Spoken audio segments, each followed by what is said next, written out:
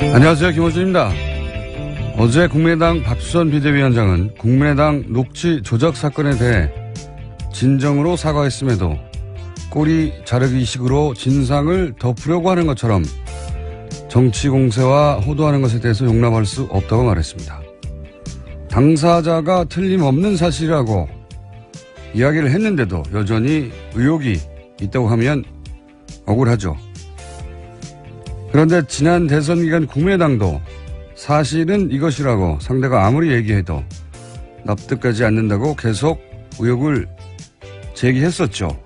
물론 정당은 선거 기간 중 상대 후보를 상대로 미심쩍은 부분에 대해서 민의를 대신해 공공의 이익을 위해 의혹을 제기할 권리가 보장되어야 합니다. 그 한계가 어디까지인가 하는 것만 문제일 뿐이죠.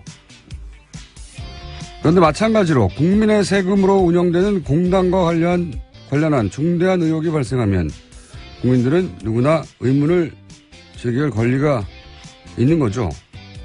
전대미문의 당내 자작극이 벌어졌다는 걸 국민들이 안 지 겨우 이틀이 지났는데 꼬리 자르기 아니냐는 의문을 가지는 건 한편으로 너무 당연한 겁니다. 자신들의 의혹 제기는 정당했지만 자신들 상대로 한 의혹 제기는 겨우 이틀 만에 용납할 수 없다고 하면 누가 납득을 합니까? 그리고 용납할 수 없으면 어떻게 하실 건가요? 김호준의 궁금증이었습니다.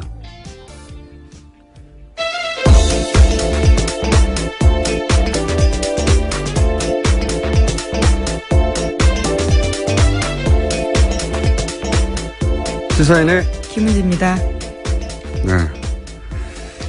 요즘 국민의당이 곤욕을 크게 치르고 있긴 합니다. 예. 스스로 검증하지 않은 정보를 내보냈기 때문이죠.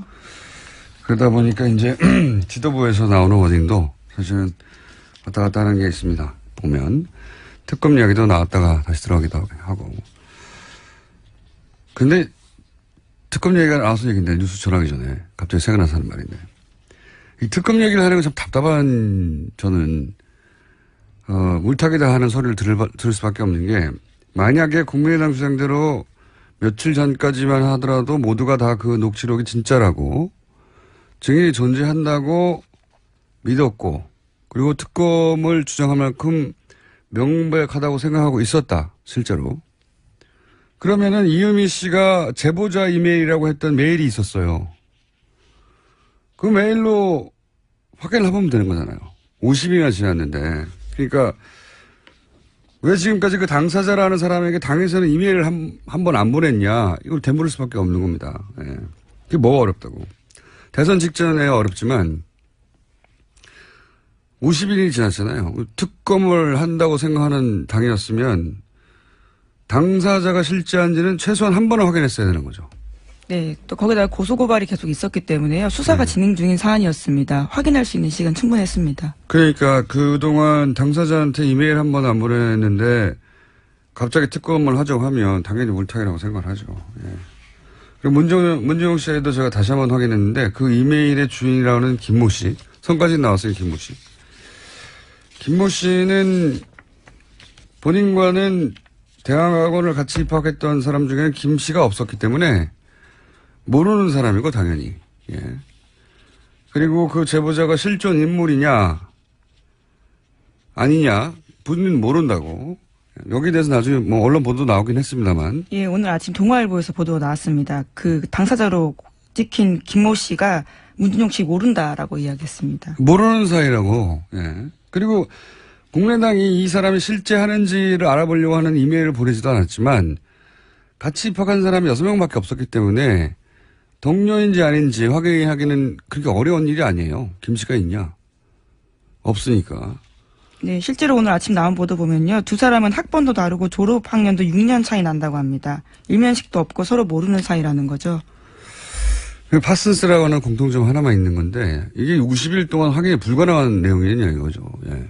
특검을 생각했던 정도의 정당이면 그리고 그걸 기자회견까지 했고 모두가 사실로 믿었다면 당연히 조사했어야죠. 지금 그 이후라도. 그러니까 특검 얘기가 뜬금없이 들리는 사람들이 이게 물타기 아니냐고 말할 수밖에 없는 상황인 거예요. 네, 당내에서도 비판이 나왔고요. 그게 억울하신 것 같은데 하여튼 그렇습니다. 자, 준비한 첫 번째 뉴스는 뭡니까?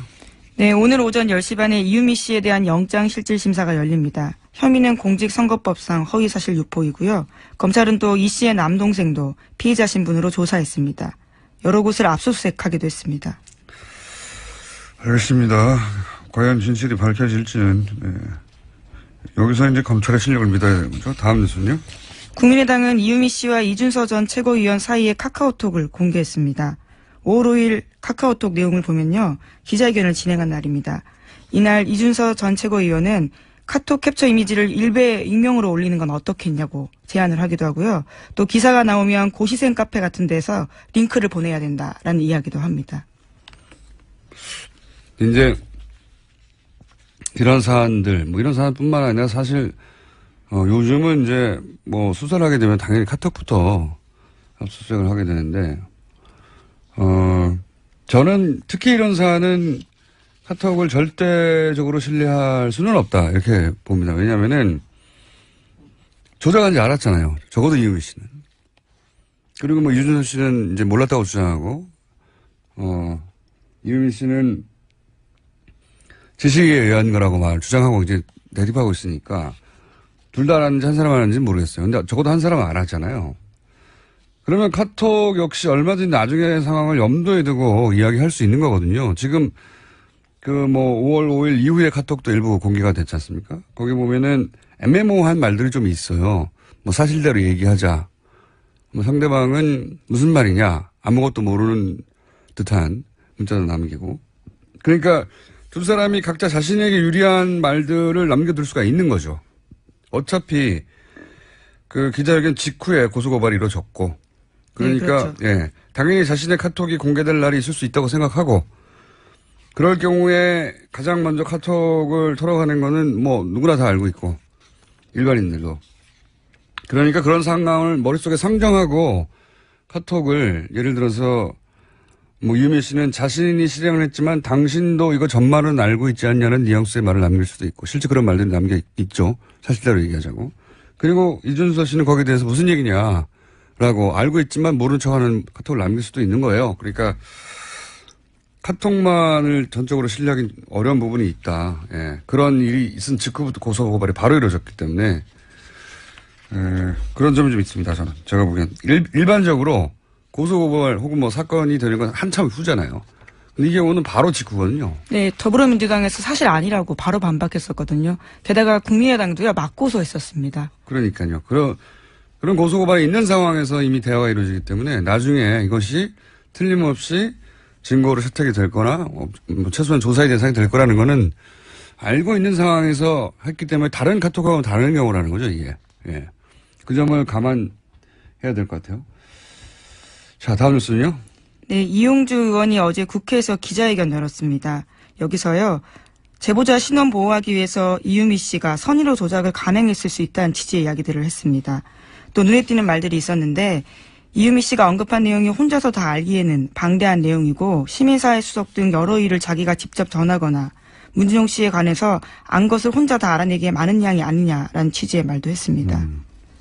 제가 어제 의문 제기한 내용이네요. 네, 혼자서 이걸 소스를 제공한 사람이 있을 것이다. 뭐 저는 지금도 그렇게 생각하고 단독이냐 뭐 혹은 뭐 지시를 받았냐 하는 것도 굉장히 중요한데 이 소스가 어디서 왔냐도 굉장히 중요한 대목이라고 저는 생각하는데 그게 이제 아마도 이용주 의원은 시민사회 수석 뭐 이런 내용들을 그 녹취록에 짧게 지나간 내용들을 어떻게 혼자 다 알았을까 하는 의문이 본인도 들었어야 하는 게 정상이라고 저는 생각하거든요. 뭐 그러다가 실제 하는 인물인데 그 인물이 안 나서니까 내용은 맞지만 그 내용을 기반으로 한 연기를 했을 뿐이 아닐까. 네, 제보자를 보호하기 위한 취지였다라는 식으로 네. 해석하고 있는 거죠. 하지만 그 김 씨가 결국은 전혀 모르는 사람이고 예, 네, 그런 얘기를 한 적도 없다고 했기 때문에 이용주 의원의 이런 추정도 사실은 뭐 하루도 안 돼서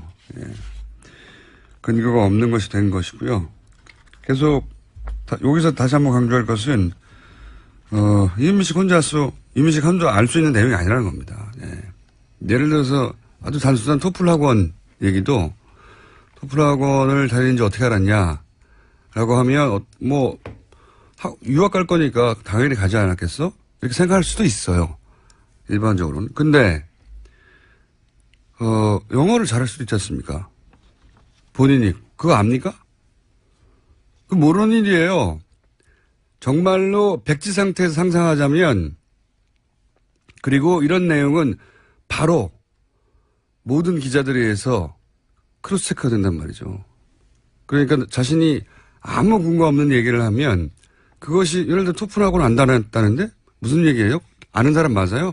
하고 되묻게 다는 상황에 바로 직면할 수가 있기 때문에 아무 근거 없이 말을 할 수가 없어요. 학원 하나 다녔다는 것도 그냥 그런 상상을 당연히 했겠거니 유학 갔으니 토플학원 다닌 거 아니야? 라고 그렇게 상상을 혼자 했겠거니 그렇게만 그건 이제 일반적인 생각이고 정말 당사자가 되어서 연기를 할 때 생각을 해보시면 문정민 씨가 영어를 잘할 수도 있잖아요. 잘할 가능성이 크겠죠. 유학을 준비하는. 그건 모르죠. 저도 그건 모르는 겁니다. 영어를 잘해서 토플학원을 안 다녔을지 혹은 아주 몇 년간 다녔을지 아무도 모르는 거예요. 진짜로. 간단한 정보지만 실제 그걸 가지고 문제 제기를 상대방에 하려고 하면.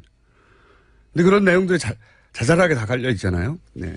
그래서 이거 어떻게 알았냐고 생각하다가 여기까지 온 건데 하여튼 누가 이걸 알려줬는지는 저는 대단히 중요한 대목이라고 봅니다.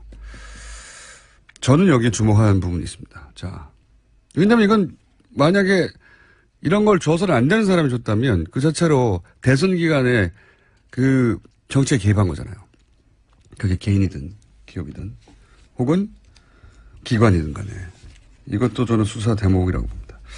자, 다음 뉴스는요. 네, 안철수 전 국민의당 대표는 계속해서 침묵하고 있습니다. 박주선 비상대책위원장은 당의 조직적 개입이 확인되면 당을 해체해야 한다고 말했습니다.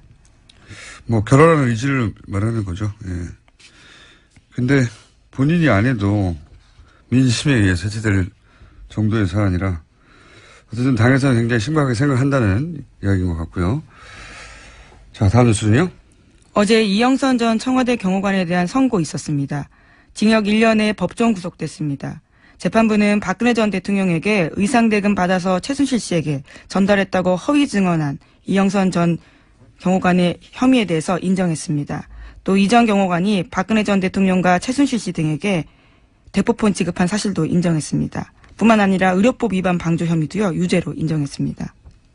대부분 인정됐네요. 네. 네. 그중에서 특검 입장에서는 대통령에게서 의상 대금을 받아서 최순실에게 전달했다. 이제 이 대목에 대해서 특히 법원이 인정한 것이 특검 입장에서는 반가울 수 있겠네요. 왜냐면은 그렇다는 얘기는 최순실 씨가 그 돈을 줬다는 얘기가 되거든요. 경제 공동체에 대해서 일정 부분 법원이 인정했다고도 볼 수 그렇죠. 있고요. 또 법정 구속에 대해서 굉장히 주목해야 될 게 이 사건 같은 경우에는 구속영장이 기각된 바가 있거든요. 그렇죠. 권순호 부장판사였습니다. 당시에 상당성 인정하기 어렵다라는 이야기를 한 적이 있는데요. 네. 그 내용에 대해서 정유라 씨 영장 그렇죠. 기각을 한. 네. 거기다가 우병우 정유라 기각했었다라는 사실도 있었었고요. 고영태 씨는 구속시켰죠. 예. 하여튼 그때 기각됐던 사안인데 법정에서 법정 구속을 시켜버렸어요. 예. 그렇군요. 자, 다음 뉴스는요. 어제 김기춘 전 청와대 비서실장이 재판받았었는데요. 박근혜 전 대통령을 잘못 보좌한 책임을 통감한다고 말했습니다. 그러면서도 이런 말을 했는데 과거 왕조 시대 같으면 망한 왕조의 도승지는 사약을 받는다면서 재판할 것도 없이 사형을 받으라면 깨끗이 마시고 끝내고 싶다라고 이야기했습니다. 그러면서도 자신의 소망은 언제가 됐든 옥사하지 않고 밖에 나가서 죽었으면 하는 것이다 라고 덧붙였습니다. 네. 레토릭이죠. 우리나라에 사약을 내릴 법적 장치가 없어요. 네. 그리고 네, 왕조 시대 이야기입니다. 앞뒤가 또 맞는 것이 수미상관이 아닌 것이 자신이 이제 언제 죽을지 모르는 불안 속에 살고 있다 이런 얘기도 했잖아요. 네, 현재 보석을 신청한 상태거든요. 사약을 내리면 받겠다고 하고 언제 죽을지 모르는 불안 속에 살고 있다는 거하고는 전혀 앞뒤가 안 맞췄습니까? 네. 알겠습니다. 그런 심정이라는 거는, 네. 그런 심정이니까 나를 빨리 풀어달라는 거잖아요. 아프니까. 저는 아파요. 이런 얘기고요. 다음 순요. 문재인 대통령이 한미 정상회담을 위해서 어제 출국했습니다. 환송 행사는 조촐했는데 행사를 간소화하라는 문재인 대통령 지시에 따라서 도열이나 별도의 환송식은 없었습니다. 미국에서의 첫 일정은 장진호 전투 기념비 헌화였습니다. 환송식만 없었던 게 아니라 이제 미국에서 환영식도 하지 말라고 했으니까 꼭 필요한 의전이 아니면 다 없애버리겠다. 이런 생각인 것 같고요. 그리고 화제가 됐던 것은 이제 임종석 비서실장이 문 대통령을 보내면서 얼굴이 활짝 폈던 사진이 화제가 됐어요. 예, 요새 얼굴을 보면 어떤 기분인지 알 수 있는 프로그램이 있는데요. 거기에 따르면 기쁨이 뭐 90%다 이런 식의 인터넷에 짤방도 돌아다니고 있습니다. 실제로 화제가 됐죠. 왜냐하면 너무 활짝 웃어가지고 뭔가 이제 헤어지니 섭섭함이 있다든가 잘하고 오라는 걱정 이런 건 없죠. 얼굴이 너무 해맑게 웃고 있는 것으로 봐. 해방된 임과장 그런 기분이죠. 사실은 인터넷상에서 꽤 화제가 되고 있습니다. 너무 밝게 웃는 거 아니냐고. 뭐 평상시 근데 워낙 밝게 웃는 분이시긴 합니다. 최근에는 그렇게까지 밝게 웃는 사진은 없었어요. 지나치게 밝게 웃는 거 아니냐는. 하여튼 그 사진이 하도 왜냐하면 다 주변 사람들의 표정과 너무 달라가지고 그래서 화제가 되고 있는 와중입니다. 그리고 이제 도열 없이 해외 순방을 간 첫 번째 케이스가 아닐까 싶어요. 문 대통령은 너무 많은 걸 없애버리네요. 자, 다음 뉴스는요. 검찰이 백남기 농민 사망과 관련해서 서창석 서울대병원장에 대한 수사를 본격화하고 있습니다.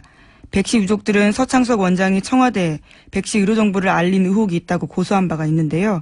어제 검찰이 백도라지 씨를 고소인 자격으로 먼저 조사했습니다.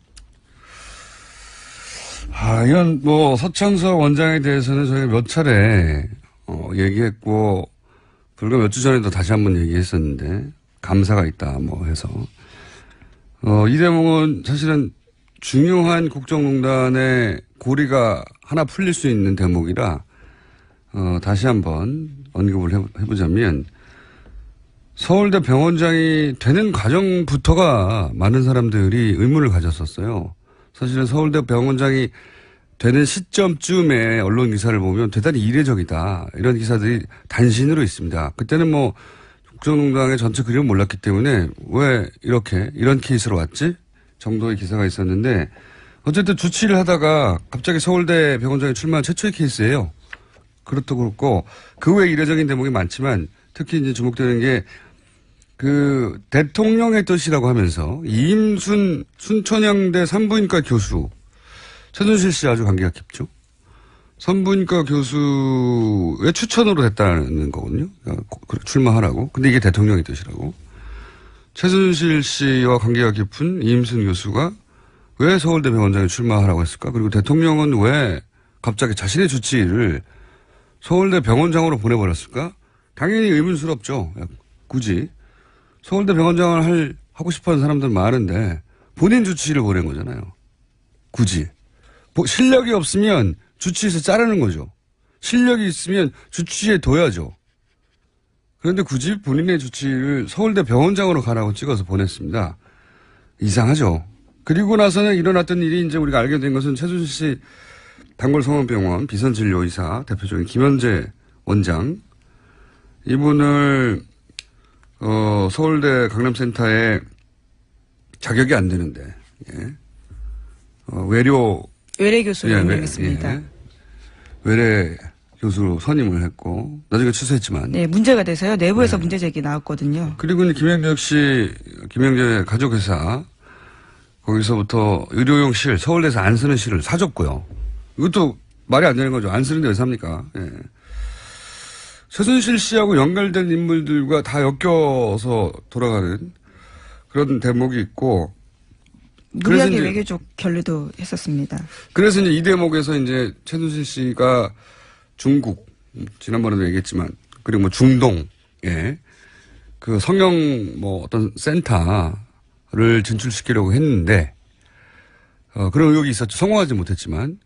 그럴 때 대한민국의 서울대라고 하는 그런 가장 지명도 있는 의료기관에 백업이 필요했지 않았을까. 자기 사업을 하는데 이 실은 서울대에서 썼습니다. 납품하는 곳이고 서울대 병원의 외래 교수입니다.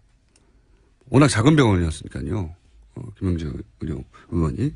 그런 것들이 필요하지 않았을까 본인 사업에. 여기서 본인이라는 건 최순실 씨가 구상했던 소위 이제 성형센터의 해외 진출이라고 하는 사업에 필요했던 거 아니었을까 하는 의혹을 가질 만한 거죠. 네, 실제. 또 하나의 축이 이제 백남기 씨 유족, 이 소송 과정에서 드러났지만 서울대 병원장이 이 백선아 교수로 하여금 급히 와서 수술을 하라고 했단 말이죠. 대단히 이례적으로. 등산복 입고 나타났었죠. 네. 그 정도 내 손상의 경우에는 그 정도 경력의 교수가 수술하는 법이 없는데 등산복을 입고 왔다는 건 준비가 안 된 상태에서 황급하게 불려왔다는 것이고 주말에. 그래서 이제 이것도 이제 정권 차원에서 의혹이 연결될 수 있는 것이 다시 살릴 수 있기 때문이 아니라 다시 살릴 수 없다는 걸 알지만 굉장히 실력 있는 분이 와서 생명을 연장하려고 예. 그래서 정권에 부담을 주지 않으려고 했던 수술의 일환이 아닌가 하는 의혹이 또 있는 거죠. 예.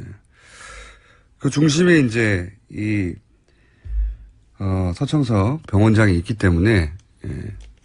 양쪽 다 수사를 할 만한 정도의 의혹이 되는 거니까요. 그래서 수사를 한다고 하는 겁니다. 국정농단과도 상관이 있는 것이고요. 자, 뉴스 하나 정도 더 할 수 있을 것 같습니다. 네, 자유한국당 다음 주 7월 3일 전당대회 앞두고 있습니다. 그제 첫 TV토론 열렸는데 독한 말들이 오고 갔습니다. 원유철 후보 같은 경우에는 홍준표 후보를 향해서 야당 대표가 되면 법의 일종의 정치적 보호받을 수 있는 것 아니냐라는 차원에서 출마한 거 아니냐라고 다시 물었고요. 그러니까 성완종 리스트와 관련돼서 지적을 한 거죠. 그러자 홍 후보도요. 원유철 후보에 대해서 공격을 했는데 원 의원이 보좌관 현재 산업은행권으로 구속되어 있지 않냐라면서 친구 아니냐라고 물었습니다. 네. 홍준표 후보의 대치기는 예. 그 기술 자체는 인정해야 되죠. 본인에게 불리한 지적을 하면 2배, 3배로 갚아주마 하는 스타일이기 때문에. 예. 보좌관이 구속됐는데 그 사람 친구 아니냐? 이렇게 되물었다는 거죠. 네, 토론회 끝나고도요. 애들 데리고 토론 못하겠다. 이렇게 토로하기도 했다고 합니다. 알겠습니다. 근데 지금 한국당 TV토론이 제1야당인데 당대표의 TV토론이 이렇게까지 관심이 없는 경우도 그렇게 많지 않은데 어쨌든 전해드립니다. 이런 공방이 오가고 있고 TV토론도 하고 있다. 네. 여기까지 하겠습니다. 지금까지 시사인 김은지였습니다. 감사합니다. 국민의당이 창당 이래 가장 큰 위기를 맞고 있습니다. 국민의당 혁신위원장을 맡고 계시는 김태일 교수님 스튜디오에 직접 모셨습니다. 안녕하십니까? 네, 안녕하세요. 어쩌다가 국민의당 혁신위원장을 맡게 되신 겁니까, 우선? 저는 이 정당 수리하는데 일을 많이 했습니다. 열린우리당 때부터 예. 아주 근간에까지 그 혁신 혹은 쇄신 프로그램에 아하. 지속적으로 참여를 했었습니다. 정당이 우리가 지금 큰일 났다. 쇄신이 필요하다고 싶을 때 외부에서 영입하는 전문가 1호시군요. 예. 그래서 이 혁신 프로그램이 어떻게 진행되는지에 대해서는 대충 가늠을 하고 눈에 좀 보이는 게 있죠. 열린우리당 시절부터 해오셨으면 벌써 한두 번 하신 게 아닌데 이번에 국민의당에 가서 혁신위원장을 맡고 나서 정당이기 때문에 다 비슷한 점도 있지만 국민의당에서만 발견한 혹시 특징이 있습니까? 신생 정당이니까요. 예. 정당의 꼴을 갖고 있지 못한 거죠. 어떤 점에서 그렇습니까? 창당하고 나서 곧바로 선거 치렀잖아요. 그렇죠. 총선. 그다음에 또 숨을 고르나 싶었더니 대선이 왔잖아요. 예. 그러니까 선거 치르게 되면 정당이 갖춰야 될 이런 조직이라든지 강령이라든지 이런 기본적인 그 틀을 갖추기가 어려워요. 그래서 사실은 창당한 지 1년이 지났습니다마는 정당이 갖춰야 될 중요한 그 골격들을 갖고 있지 못하고 있는 상황이에요. 그래서 이번 사고도 네. 그것 때문에 생겨난 것이라고 볼 수 있죠. 구조적으로는. 기본적으로 충분히 검증할 수 있는 정도의 사안인데 네. 그런 꼴을 갖추지 못해서 그러니까 총선 대선이라고 하는 그 정치권에서 가장 큰 선거를 연속으로 계속 치르다 보니까 선거를 치를 때는 당연히 이제 비상조직이 되는 거 아니겠습니까? 네. 굉장히. 그런 비상조직처럼만 운영되어 왔다 거의. 그렇습니다. 그런데다가 이번 선거는 후보자 중심으로 예. 이렇게 틀이 짜여졌던 것 같아요. 그것도 굉장히 중요한 이제 취약점이었죠. 그건 왜 그렇습니까? 그건 뭐 정답이 있는 건 아니죠. 정당 중심으로 치러질 수도 있고 또 후보 중심으로 할 수 있어요.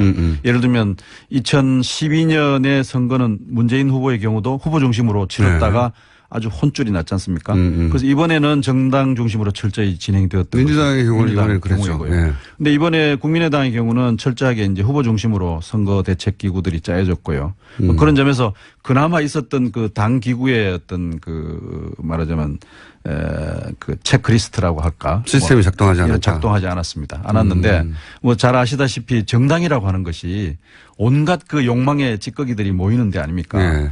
이제 그런 걸 잘 이제 걸러내는 장치들이 좀 제도화되고 안정화된 정당에는 있단 말이에요. 네. 그 평판의 어떤 시스템이라든지 또 그걸 이제 걸러내는 이제 그런 이제 저 장치들이 있는데 국민의당은 이제 그런 장치들을 충분히 갖추고 있지 못했을 뿐만 아니라 그것마저도 이제 후보 중심의 선거대책기구 속에서 작동을 하지 않은 거죠. 기본적으로 이런 일이 벌어진 이제 환경은 알겠습니다. 근데 일이 터지고 나서 국민의당 대응이 지금 예전에 비해서는 뭐랄까요. 대단히 적극적으로 열심히 하고 있긴 합니다. 보면. 네, 아주 발빠른 대응은 참 칭찬하고 싶어요. 그 대목은 그런데. 즉각 사과를 했지 않습니까? 예. 네. 근데 이제 그 즉각 사과 그 자체는 대단히 발빠르다고 할 수 있는데 그 이후에 이제 특검 얘기를 한다든가 또는 이것을 꼬리 자르기라고 한다면 용납할 수 없다고 한다든가 이어지는 대응이 납득하기 어려운 부분이 있거든요. 그러니까 사과는 했는데 예. 뒤에 초치는 일들이 많았죠.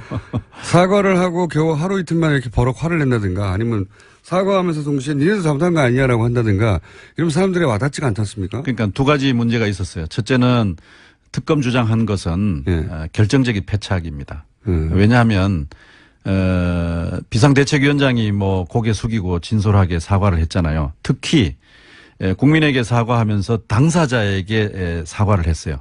당사자를 지목해서 그러니까 문재인 대통령과 문 대통령의 아들에 대해서 진지하게 사과한다. 이렇게 하는 건 참 좋은 모습이었는데 이제 특검을 주장하게 되니까 사과를 그러면 너는 그건 잘났냐 뭐 이렇게 지금 하게 되니까 그렇죠. 사과의 진정성이 이제 의심을 받게 된 거죠. 당연히 그렇죠. 그건 정말로 하지 말았어야 될 일입니다.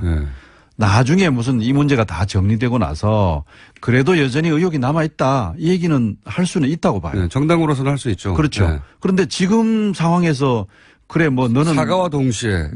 그러니까 그 진정성이 의심을 받게 되고 또 하나는 이거 여의도 정치에서 나타나는 상투적인 정치적 공방으로 그냥 소용돌이를 만들어 가지고 그렇죠. 뭐 피장파장 이렇게 해서 그러니까요. 명백한 사안도 갑자기 공방전으로 바뀌는. 그래서 이제 물타기 하려는 게 아니냐는 의심을 받게 되었기 때문에 의심이 아니라 물타기 맞지 않습니까? 교수님? 뭐 그렇게 된 거죠. 그래서 사과의 진정성이 이제 어디로 사라져 버렸습니다. 그래서 제일 중요한 문제고 또 하나는 이 문제를 이제 다루는 그 국민의당 내의 어떤 담론들이 대개 법적 책임론으로 지금 가고 있어요. 뭐 현재까지도 그렇게 가고 있는데. 검찰 수사를 지켜보자든지 뭐. 근데 법적인 문제를 넘어서서 정당이라고 하는 것은 정치적 기구지 않습니까? 정치적 기구는 정치적 책임에 대해서 고민을 해야 된단 말이에요.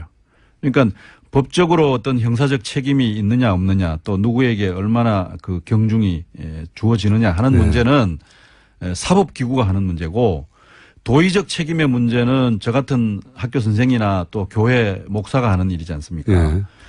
그런데 정당은 정치적 기구이기 때문에 법적 책임이나 도의적 책임을 넘어서서 정치적 책임 문제에 대해서 고민을 해야 되는데 그런 이제 문제에 대해서 굉장히 좀 소극적인 것 같아요. 그래서 뭐 꼬리 자르는 거 하는 거 아니냐 뭐 이런 의심도 거기서 오는 거죠. 그러니까 예를 들면 도대체 그 조작에 누가 가담했느냐라든지 또 뭐 누가 사전에 그 조작을 알았느냐 그 범위가 뭐라냐 하는 것은 사실 국민들 입장에서 보면 그리 중요하지 않아요. 그 사법부가 판단할 것이고. 네, 국민들의 입장에 중요한 것은 그 조작적 증거를 선거운동 과정에 썼지 않습니까? 30번 이상.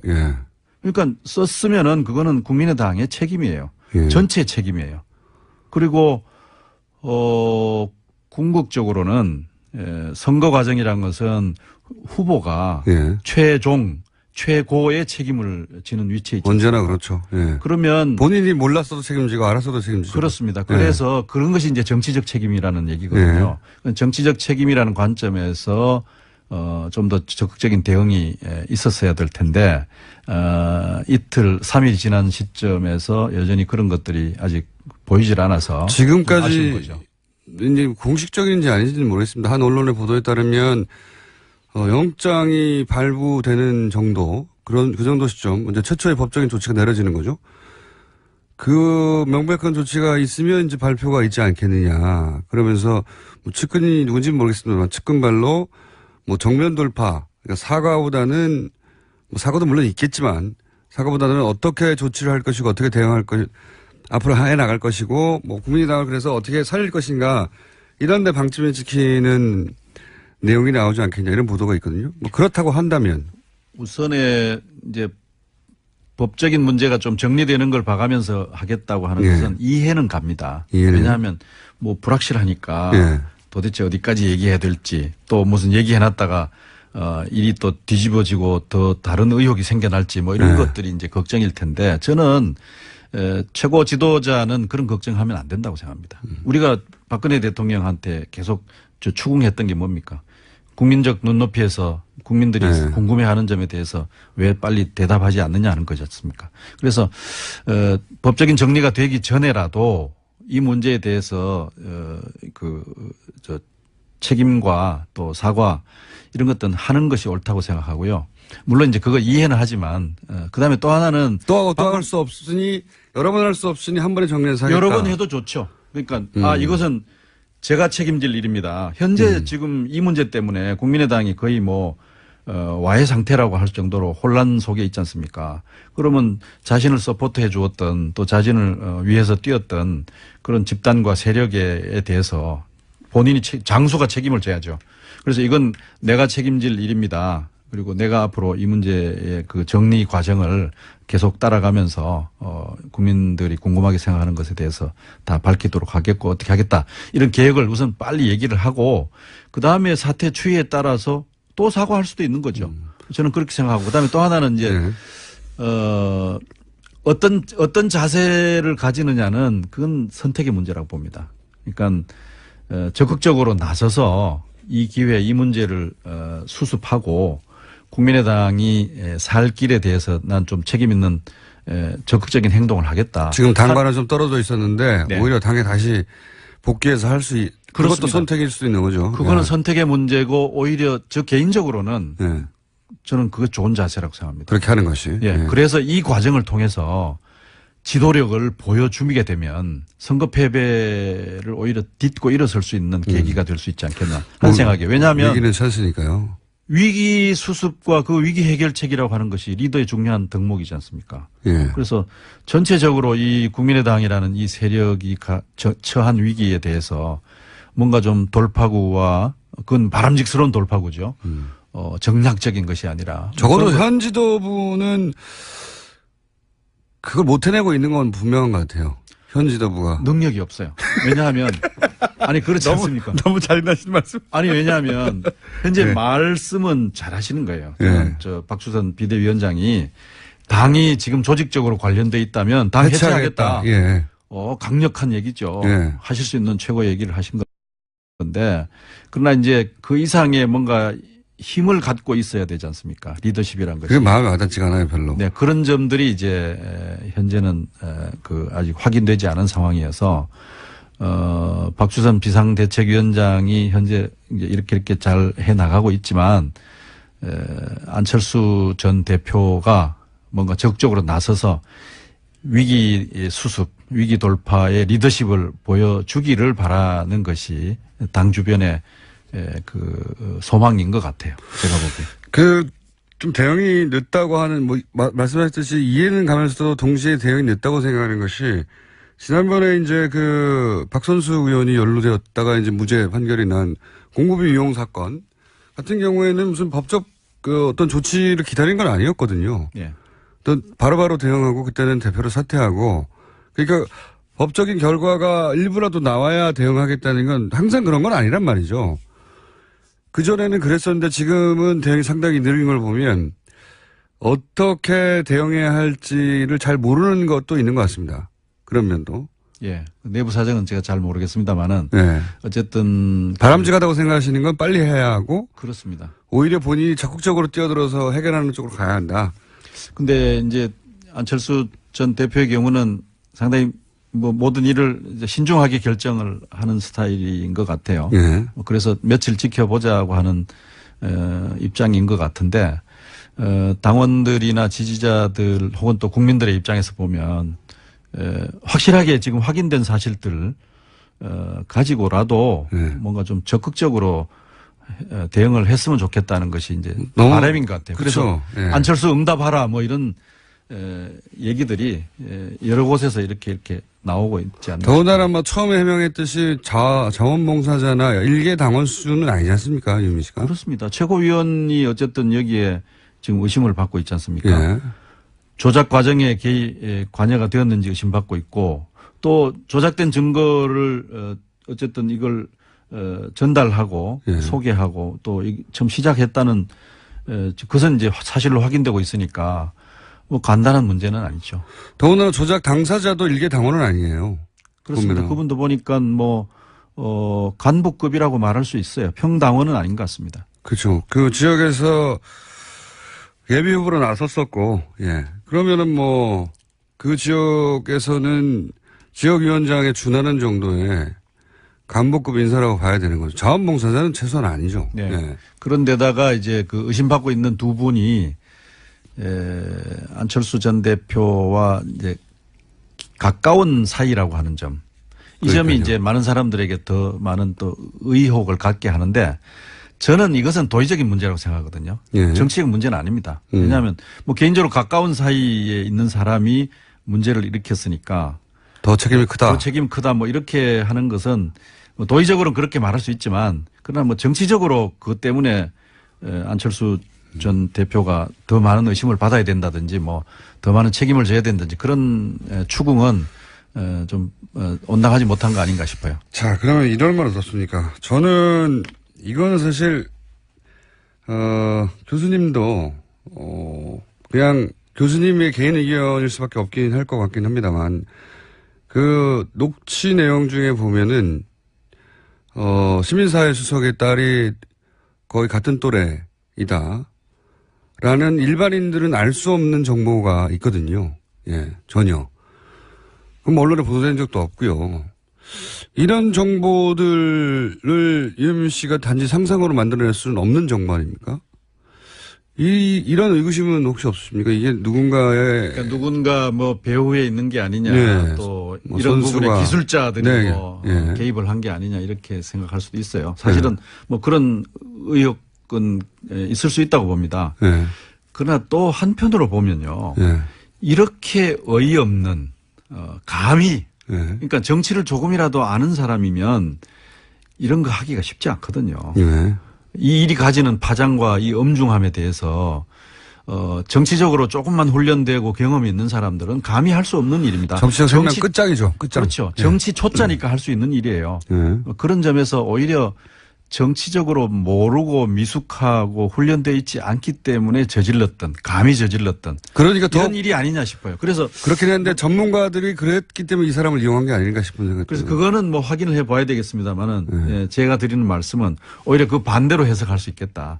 그러니까 정치 전문성이 오히려 없기 때문에 저질렀던 실행한 사람은 그런 전문성이 없지만 이 사람에게 그런 정보를 주고 실행을 유도했거나 지시했거나 혹은 뭐 압박했거나 하는 쪽은 전문가일 수도 있는 그런 생각을 해볼 수 있지 않나요? 이제 그거는 앞으로 확인해 나가야 되겠죠. 네. 제가 이제 그 혁신위원장이시니까 이미 이제 여러 가지 인터뷰를 하셨고 여러 말씀하셨기 때문에 제가 가장 궁금한 대목은 이겁니다. 이제 그 제가 이제 국민의당 안에 들어있지는 않기 때문에 근데 국민의당이 최근에 여러 가지 사안에 대해서 대응하는 뭐 추경에 대해서 대응하거나 인사청문회에서 대응하거나 또는 이제 뭐 자유한국당과 보조 일정도도 맞춘다든가 그런 선택들을 해오는 걸 보다 보면 그리고 그 선택들이 보는 그 국민의당의 지지율을 지속적으로 떨어뜨리고 있는 걸 보다 보면 국민의당이 과연 지금 민의를 제대로 읽고 있나 그런 민심을 포착하고 해석하는 그 당내 메커니즘이 잘 돌아가고 있나 상당히 동떨어진 거 아닌가 이런 생각을 계속 하게 되거든요. 맞습니다. 맞습니까? 예. 제가 그 국회의원 지역위원장 뭐 연석 그 연수회에서 예. 얘기할 수 있는 기회가 있었는데 방금 말씀하신 것이 이제 국민의당이 직면하고 있는 가장 중요한 문제예요. 첫 번째 문제이고 가장 중요한 문제인데 뭐냐면 자기는 우리는 누구인가라고 하는 그 정체성 예. 또 그 정치권에서는 뭐 포지셔닝이라고 얘기하지 않습니까? 자기를 어디에 위치하고 있는가라고 하는 데 대한 정의 이게 지금 없는 거예요. 그러니까 어떤 일이 생기느냐 하면 왼쪽에 진보 정당이 있고 오른쪽에 이제 보수 정당이 있지 않습니까? 그러면 진보 정당 쪽으로 조금 위치를 만들면 무슨 얘기 들어요? 이중대 얘기 듣잖아요. 그럼 오른쪽으로 조금 포지셔닝을 하면 적폐 세력의 옹호자라는 얘기 듣지 않습니까? 그러면 정확히 가운데를 그 계산해 가지고 정확히 가운데 위치를 지으면 이런 문제가 없어질 거냐? 그럼 정확히 가운데에 위치 지으면 뭐라는 얘기 듣겠습니까? 기회주의자라는 얘기 듣지 않습니까? 그러니까 이중대라는 얘기, 적폐 세력의 옹호자라는 얘기, 이것도 저도 아니면 또 기회주의자라는 얘기를 듣게 돼 있어요. 그래서 적어도 이 두 세력의 평면 연장선상에서 뭔 위치를 만들면 위치를 만들 데가 없는 거예요. 그래서 제가 얘기는 두 변을 밑변으로 한 삼각형의 다른 꼭지점을 하나 만들어라. 이것이 국민의당이 현재 해야 될 가장 중요한 이유다. 그래서 저는 그거를 뭐 영어로 얘기해서 죄송합니다만 트라이앵귤레이션 삼각형 만들기 예, 라고 하는 얘기를 삼각형이 근데 있긴 있습니까? 있습니다. 있긴 있습니까? 있습니다. 그러니까 그런 점을 찾아내는 것이 가장 중요해요. 그런 점을 찾아낼 만한 현재 정당의 상태입니까? 그건 노력하면 되죠, 뭐. 또 제가 그런 걸 하려고 사실은 혁신위원장을 맡았습니다. 그럼 본인들이 포지셔닝을 정확하게, 자기들이 왜 있어야 되는지 모르고 포지셔닝이 정확하지 않기 때문에 어떤 자세를 사안마다 취해야 될지 몰라서 이러고 있는, 그리고 민의로부터 멀어진 것 같다는 말씀이신 거죠? 그렇죠. 예. 그러니까 국민의 그 뜻을 해석해내는 다른 하나의 꼭지점을 못 찾아낸 거죠. 그러니까 사안별로 이거를 어떻게 적용하느냐 하는 문제는 이제 정당에 계신 분들이 해야 될 일입니다만은 적어도 개념적으로 이제 그렇고요. 뭐 그런 점에서 여러 가지 이제 노선들 기존에 뭐 예를 하나 들어봐 주시면 삼각형 우선 이론적으로만 얘기하면요. 영국의 뭐 저 제3의 길이라고 하는 것도 이제 그런 것이 하나일 거고요. 그 다음에 미국에서 이제 얘기되는 그 공동체 자유주의라고 하는 것도 그것은 이제 보수 중도 개혁 노선이고요. 그 다음에 제3의 길은 이제 진보에서 시작된 진보 중도 개혁 노선이죠. 그 다음에 독일의 경우에는 사회적 시장 경제라고 하는 노선이 또 있습니다. 그것은 이제 기민당이라는 보수 세력이 시작을 했지만 또 사민당이 받아서 그 개념을 이렇게 다듬어 나간 사례들이 정치 있죠. 철학의 수준에서 얘기해야 될 내용인데. 아니 그러니까 일단 철학적 수준에서 이제 이런 개념적 틀을 가지고 매 사안별로 그것을 어떻게 적용할지 하는 문제를 고민해야 되죠. 근데 그거는 이제 제가 해야 될 일은 아닌 것 같고요. 그러니까요. 예를 들면 글쎄요 이런 게 뭐 길을 제시해도 그 길을 수행할 수 있을까요? 아니 예를 들면 시간이 있는지 모르겠습니다만은 없습니다. 30초밖에 없어가지고. 가령 뭐 외무장관 문제 어떤 분들은 그분의 신상의 문제를 제기하고요. 한쪽에서는 젠더의 개혁성 가지고 강변을 했지 않습니까? 그러면 제3의 정당은 이분이 가지는 외교안보 통일에 있어서의 역량과 비전의 문제를 가지고 그 국민적 의사를 대변하는 그런 길이 있는 거죠. 다시 한번 모시겠습니다. 김태일 교수님입니다. 감사합니다. 네, 고맙습니다. 3부에서 뵙겠습니다. 제가 대망이라고 딱 한 번 부른 적이 있습니다. 그래요? 초반에. 대망일 수 있다고. 그러나 그날 바로 중망으로 바꾸고, 소망으로 바꾸고, 중소기업의 뜻이 중소망으로 제가 일단 당분간은.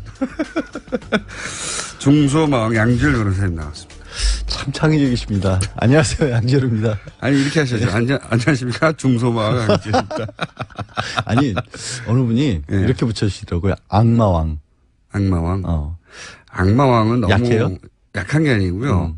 악마 중에서도 왕이라고 하면 대단히 강한 캐릭터니까 그 정도까지는 안 됩니다. 중소마왕 뭐 또는 영세마왕 영세마왕. 영세. 잠깐 여기서 영세는 네. 영세교처럼 영원히 간다는 영세예요? 아니면 좀 또는 뭐 이런 것도 있어. 구멍마왕. 구멍가게에 나 왜 구멍마왕. 웃고 있지? 미치겠다. 아, 예. 자, 마음대로 하십시오. 중소망. 오늘은 이제 아무래도, 검찰, 법원, 기타 등등 관련해서 가장 주목받고 있는 사건은 이제 이 국민의당에서, 증거를 조작한. 이게 이제 전대미문이라고 제가 표현한 이유는 뭐냐면, 물론 과거에도, 신뢰받을 수 없는, 나중에 보니까, 많죠. 많았죠. 네, 많았죠. 이번 선거에서도 많았었고. 근데 이제. 당내 자체 제작은 이거는 자체. 보통은 이제 연기자를 섭외한다든가 외부에 누군가를 회유한다든가 등등인데 자체 제작의 경우는 제가 생각해 보니까 없죠. 없었죠. 네. 하다못해 김대엽 사건 같은 경우도 외부 조작이었었죠. 그러니까 이제 선수를 섭외하는 거거든요. 용역을 되게 주는 편이었는데 그러니까 용역이 이번 아니라 경우는 이제 자체 간의 수공업 수준이었어요. 사실 생각해 보면 그러니까요. 뭐 카카오톡 메신저라든가 녹음 같은 경우도 직접 한 것이고 기술의 발달의 덕분으로 많은 것들을 스스로 할 수 있게 된 것이라고 봐야 될지 아니면 이제 당 자체가 워낙 그 환경이 열악했기 때문이라고 봐야 될지는 잘 모르겠어요. 근데 너무 급했기 때문에 그럴 수도 있고. 본인도 벤처 기업을 운영했던 뭐 IT 출신 업체의 사람이었기 때문에 아니 저기 아시잖아요. 그 대통령상까지 받았잖아요. 창조경제 대통령상까지. 벤처망. 아니 아무데나 막 갖다 붙이지 말고 좀. 스타트업망. 오늘 몇 개야 얘기가. 예, 신생망. 예. 예. 알겠습니다. 골목상권망.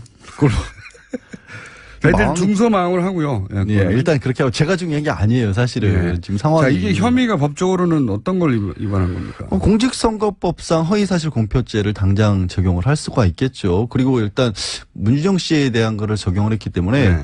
후보자 가족 비방죄도 갈 것 같아요. 후보자 비방죄. 왜냐하면 네. 직계 비속에 대한 허위사실 유포가 들어가기 때문에. 저희는 공직선거법상 허위사실 유포와 관해서는 굉장히 조용히 마음이 아프시죠? 저보다 더 전문가일 것 같아요. 굉장히 왠지. 조용하게 이거 보통 변호사들은 이거 다룰 기회가 많지는 않거든요. 예. 예. 저는 뭐 지난 10여 년 가까이 예. 굉장히 조용하게 근데 아니 근데 뭐 전문가로서 갑자기 제가 부끄러워지기도 하고 여태까지 다뤘잖아요 이거. 네. 내리 다뤘을 텐데 저 불러서 무슨 얘기를 하겠다고 또 법적인 걸 한번 따져보자는 거죠. 따져봤을 것 같은데 이미. 저는 따져봤어요. 그러니까. 제 경험상 이것은 실형은 명백합니다. 최소한 3년 정도까지는 가능할 거 이미 드러난 사실만으로도. 최소한 3년 맞습니다. 책임의 범위가 어디까지 갈 것이. 이건 집행유예가 안 나옵니다. 후보자 비방죄 같은 경우는 7년 이하거든요. 예. 예, 후보자 비방죄는 7년 이하고 공직선거법상 허위사실 유포만 가도 5년 이하고. 근데 보통 이런 게 이제 벌금형이 나오기도 선거법 같은 경우는 벌금형도 많이 나오고. 근데 집행유예도 예. 죄질이 너무 좋지 않아요. 여러 가지. 집행유예도 많이 나오지만 이것은 근데 이제 그런 경우에 본인이 정말 그걸로 진실을 믿었을 수도 있고 나중에 밝혀진 게 허위라 하더라도 뭐 여러 가지 정상 참작의 경우가 있을 수 있는데 아니 왜 그러냐면 아까 얘기를 했던 정말 어이없게도 얘기했던 게 뭐 간의 수고범이네 자체 제작이네 이런 얘기를 했던 이유가 보통은 밖에서 들어온 얘기 찌라시로 예. 어디 떠도는 얘기 이런 그렇죠. 것들을 그냥 정말 사실인 것처럼 우리로서는 어쩔 수밖에 없었다. 믿을 수밖에 없는 정황이 있었다. 라는 식으로 핑계를 대가면서 얘기를 보통. 했다가 법정에 서게 되는 경우에 예. 그때 이제 그런 사정을 참작을 해서 집행유예나 벌금형으로 보통 끝나는데 그렇죠. 이거는 아니잖아요. 명백한 허위임을 알면서도 스스로. 심한 고의죠. 예. 고의로 따지면. 아니 그 법적으로 없는 용어입니다. 심한 고의는. 아니 이제 이 말씀은 많이 고의. 예. 이 말씀을 드려야 될 것 같아요. 몹시 왜? 고의. 예. 이게 앞으로 따져볼 분야가 이영미 씨 본인은 정말 몹시 고의가 맞아요. 예. 근데 우리가 고의라는 게 이제 미필적 고의라는 부분도 있지 않습니까? 예. 분명히 사람이 이런 일을 벌이게 됐었을 경우에는 사람이 죽을 수도 있겠다. 하지만 어쩔 수 없다. 그냥 뭐 죽으라고 해. 이러면서 했었을 때 미필적 고의라고 하잖아요. 예.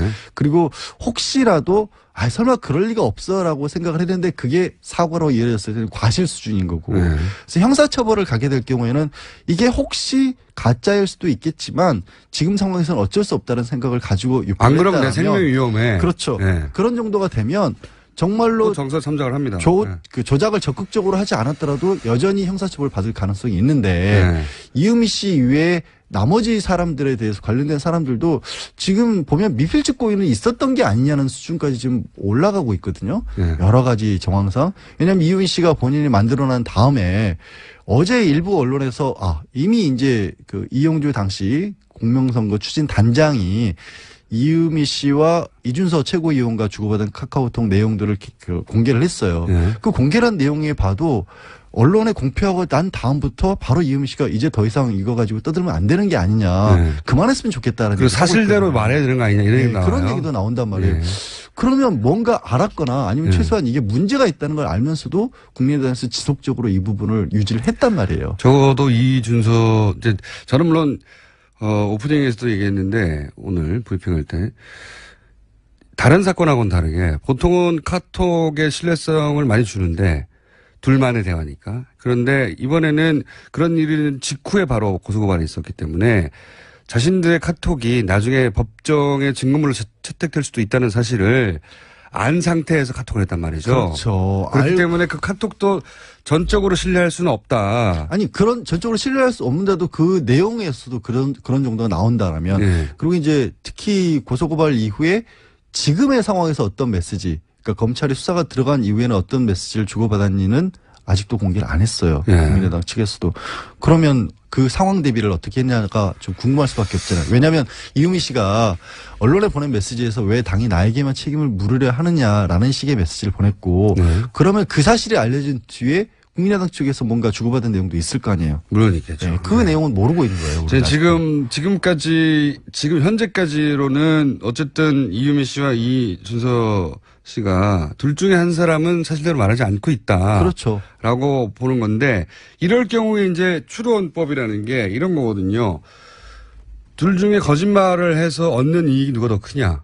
물론 그건 법적으로 뭐 명확한 증거가 될 수는 없지만 추론을 가져간 과정에서 이런 생각을 해보게 되잖아요, 당연히. 그리고 이제 그게 정황 증거로 따질 때인데 사람이 아까 제가 왜 미필적 고의를 말씀을 드렸냐면 사람이 머릿속에서 무슨 생각을 하는지 우리는 알 수 있는 방법이 없습니다. 그렇기 네. 때문에 주변 정황들로 따져서 이 정도 상황이라면 네. 같이 가담을 했거나 아니면 최소한 뭔가 문제가 있다는 것을 알면서도 그냥 참고 넘어갔다.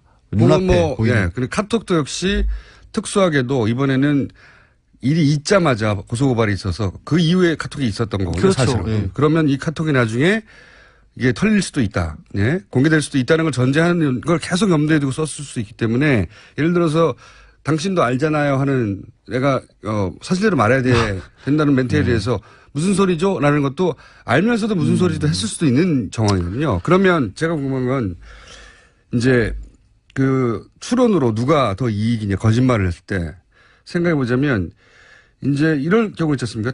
이유미 씨가 나 혼자 한 게 아니라는 식의 문자도 남겼고 그런 주장을 한다고 했을 때 만약에 이유미 씨가 다른 사람을 끌어들여서 얻는 이득이 뭐냐 이거예요. 그럴 경우에 이득은 자신은 종범이 되는 거니까. 그렇죠. 형량도 좀은 가벼워질 수 있죠. 조금은. 당연히. 하지만 면제될 수는 없어요.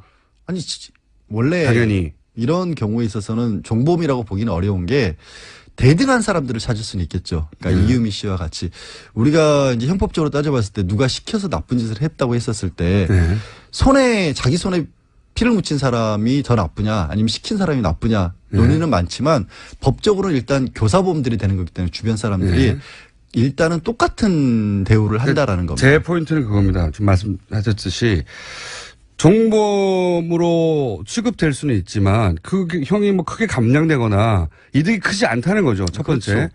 그러면은 그로 인해서 본인이 지불해야 되는 건 뭐냐. 첫 번째. 아무 죄 없는 이준서 씨를 끌어들여 가지고 이준서 씨 인생을 영원히 망치는 거거든요. 이거는 단순히 끌어들였다는 문제가 아니라 형이 끝난 후에도 두 사람 다 형을 받았다고 칩시다. 형이 끝난 후에도 뭐 삶은 계속되니까요. 3, 4년 후에 지속적으로 이준수 씨로부터 평생 원망을 듣게 되는 아무 죄가 없다면 그런 거를 대가로 지불해야 돼요, 자기야. 근데 보통 그 일반적으로 어떻게 봤었을 때도 죄를 지은 사람들이 잡히잖아요. 그러면 뭔가 주변의 사람들을 끌어들이려는 경향 자체는 있어요. 그렇게 해야 자기가 가벼워질 것 같아서. 단독범보다는 네. 여러 사람에 의해서 어쩔 수 없이 된 거란 핑계라는 것이 생길 수도 있고 두 번째는 그렇게 있었을 경우에 어떻게 보면 당 차원에서 나서서 자기를 좀 도와주지 않을까. 자, 네. 그렇게 구제책을. 예, 그렇게 생각했을 그렇게 생각했을 수도 있다는 거예요. 그렇죠. 그런 면이 있습니다. 이제 종합적으로 판단할 때 또 하나 이준서 씨가 지시를 했는데 안 했다고 이제 거짓말을 하는 경우를 상정해 보자고요. 그러면은 이익은 뭐냐? 자신이 완전히 빠져나가는 겁니다. 이익이 커요. 이준서 씨 본인이 네. 아니면 이준서 씨 본인이 자신이 지시했는데 말이 서로 엇갈리니까 내가 안 예. 했다라고 얘기하는 것은 얻는 이득이 뭐냐? 거짓말에. 만약에 이준서 씨가 거짓말을 한 거라면 본인은 이익은 커져. 근데 이게 이런 추론도 가능한 것 같아요. 자, 예. 조금만 더 네. 마무리만 할게요. 어쨌든 본인은 형이 가벼워지는 게 아니라 아예 없어지는 거예요. 그게 먹히면. 첫 번째 이익이 크고 두 번째 당도 가장 최악은 피하는 겁니다. 왜냐하면 그렇죠. 이준서 씨가 연루됐다면 그거는 당시에 당의 최고위원이기 때문에 당이 연루됐다고 할 수 있거든요. 그래서 당의 이익도 매우 큽니다. 그럼 본인이 지불해야 될 거는 뭐냐? 양심의 가책이에요. 나는 거짓말을 나중에 했다고. 그러니까 제 말은 뭐냐면 물론 이걸로 무슨 정확한 답을 얻을 수는 없는데 양자 간의 거짓말로 얻을 수 있는 이득이 누가 더 크냐 혹은 피해가 누가 크냐 하는 비교는 해볼 수 있다는 거죠. 그거는 뭐 비교할 정황을. 바도 아니죠. 비교할 것도 아닌 게 당연히 이준서 씨가 거짓말을 해서 그 거짓말이 통하는 편이 만약에 거짓말이라면 네. 거짓말이 통하는 편이 모두에게 굉장히 크죠. 근데 그냥 보통 글자 그대로 이제 언론에서 표현할 때 이럴 때 꼬리 자르기라고 하는 게 네. 그래서 나오는 거 아니겠습니까? 이유미 씨에게 우리가 모두 다 당했다라고 한다면 뭐 도덕적인 지탄이라든가 정치적인 책임 논란은 있을지언정 형사처벌은 아무도 안 받게 되는 거죠. 이유미 씨 본인만 빼놓고. 그러니까 이걸로 정확한 답은 얻을 수 없지만 보통 실익이 누가 크냐를 가지고 정황을 추정해 보는 경우도 있으니까 제가 한번 해본 거고요. 자, 최저망 해보세요. 계속.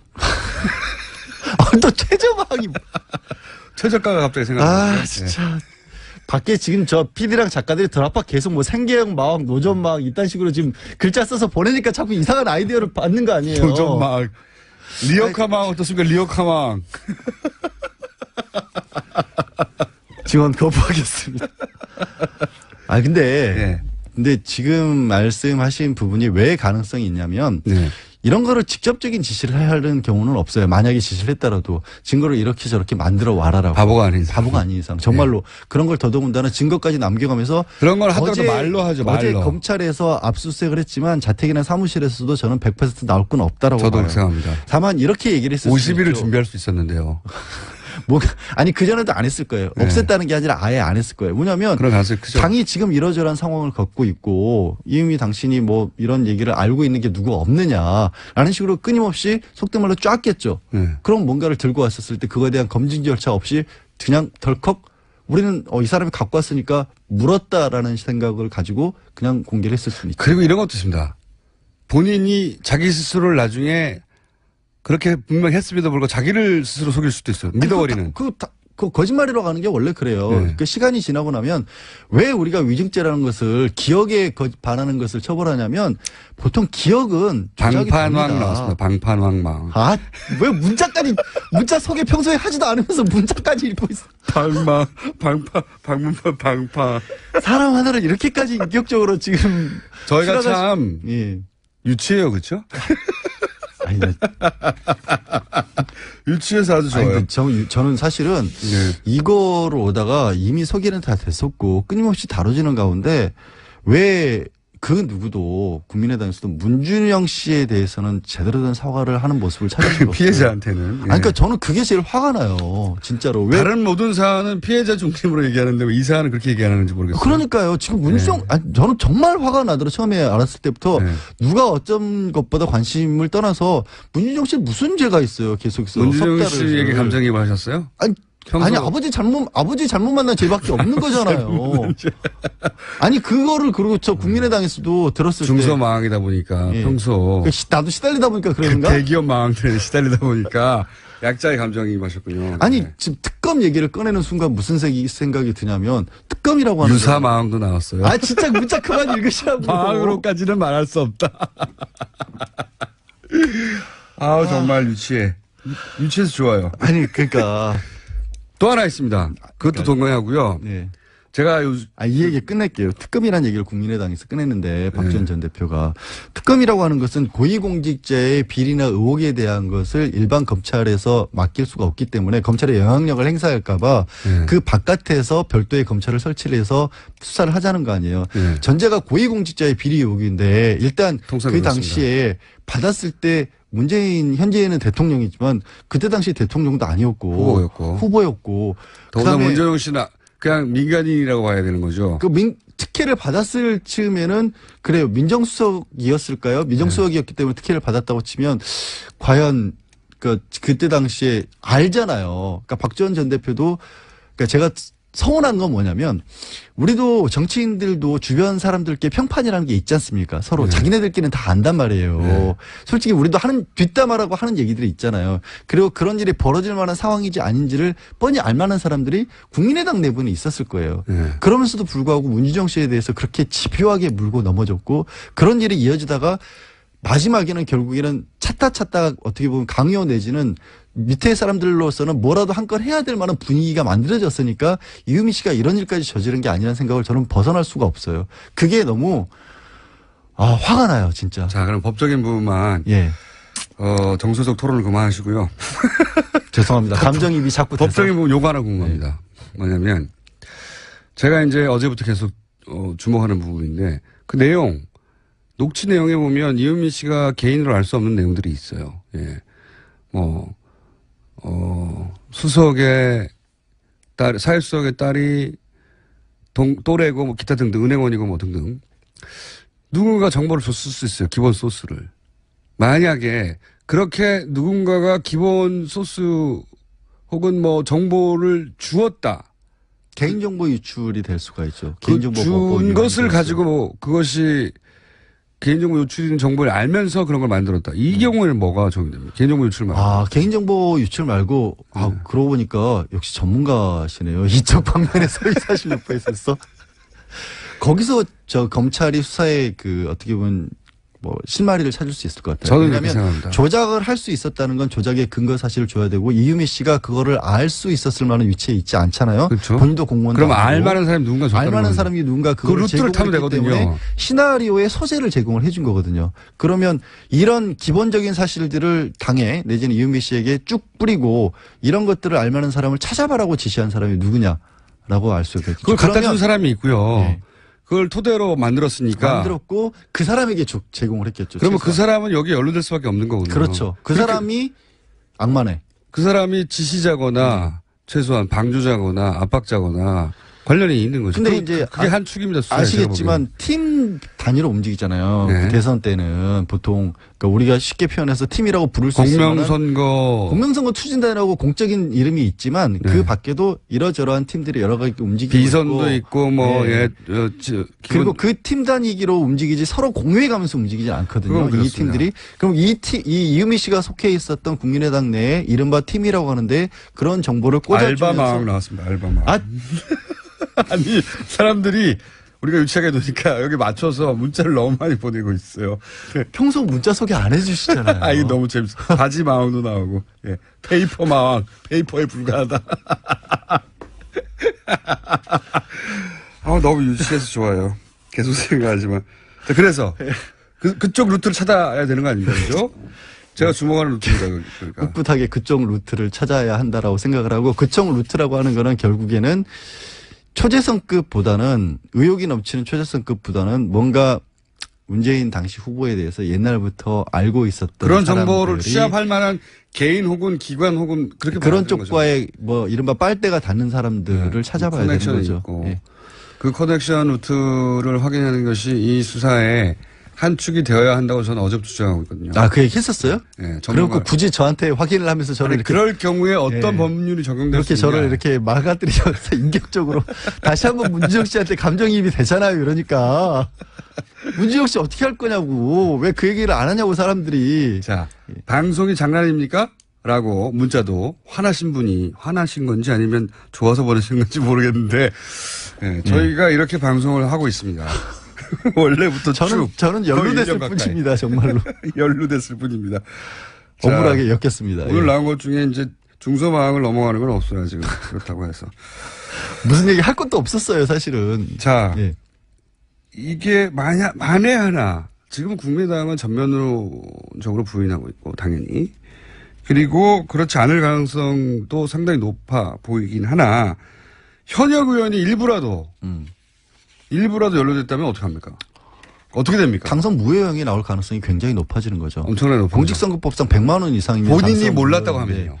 본인이 몰랐다는 게 무슨 말씀이에요? 제 말은 뭐냐면 누군가 연루됐는데 본인이 그걸 가지고 기자회견을 하거나 주장을 하거나 왜냐면 30여 차례나 있어요. 그러니까 그게 아까 내내 설명을 드린 게 그거예요. 몰랐다고 할 경우에. 몰랐다고 하는 거는 당연히 몰랐다고 하겠지만 정황상 이 사람이 최소한 뭔가 문제가 있다라는 것을 인지를 하면서도 조금이라도 인지를 하면서도 지금 상황이니까 어쩔 수 없다. 나도 해야 된다. 그러니까 저 사람을 떨어뜨리기 위해서라면 떨어뜨리기 위해서 공격하기 위해서라면 이 사실을 쓸 수밖에 없다라고 판단을 내렸다라는 정황이 나오면 이 사람은 미필적 고의가 될 수 있다는 거죠. 그러니까 조작 사실과 네. 허위 사실을 유포한다는 것은 다릅니다. 네. 그렇기 때문에 이게 조작된 걸 몰랐다고 할지라도 허위일 가능성을 충분히 알면서도 유포에 적극적으로 가담을 했다라면 그 사람도 처벌 가능성이 있다라는 거죠. 그렇군요. 그렇기 때문에 이용주 단장이 본인도 이게 3년까지 처벌받을 수 있는 건데 내가 얼마나 철저하게 검증을 했겠느냐라는 얘기를 끊임없이 언론에 하는 겁니다. 하지만 철저하게 검증했다고 할 만한 정황이 너무 없어요.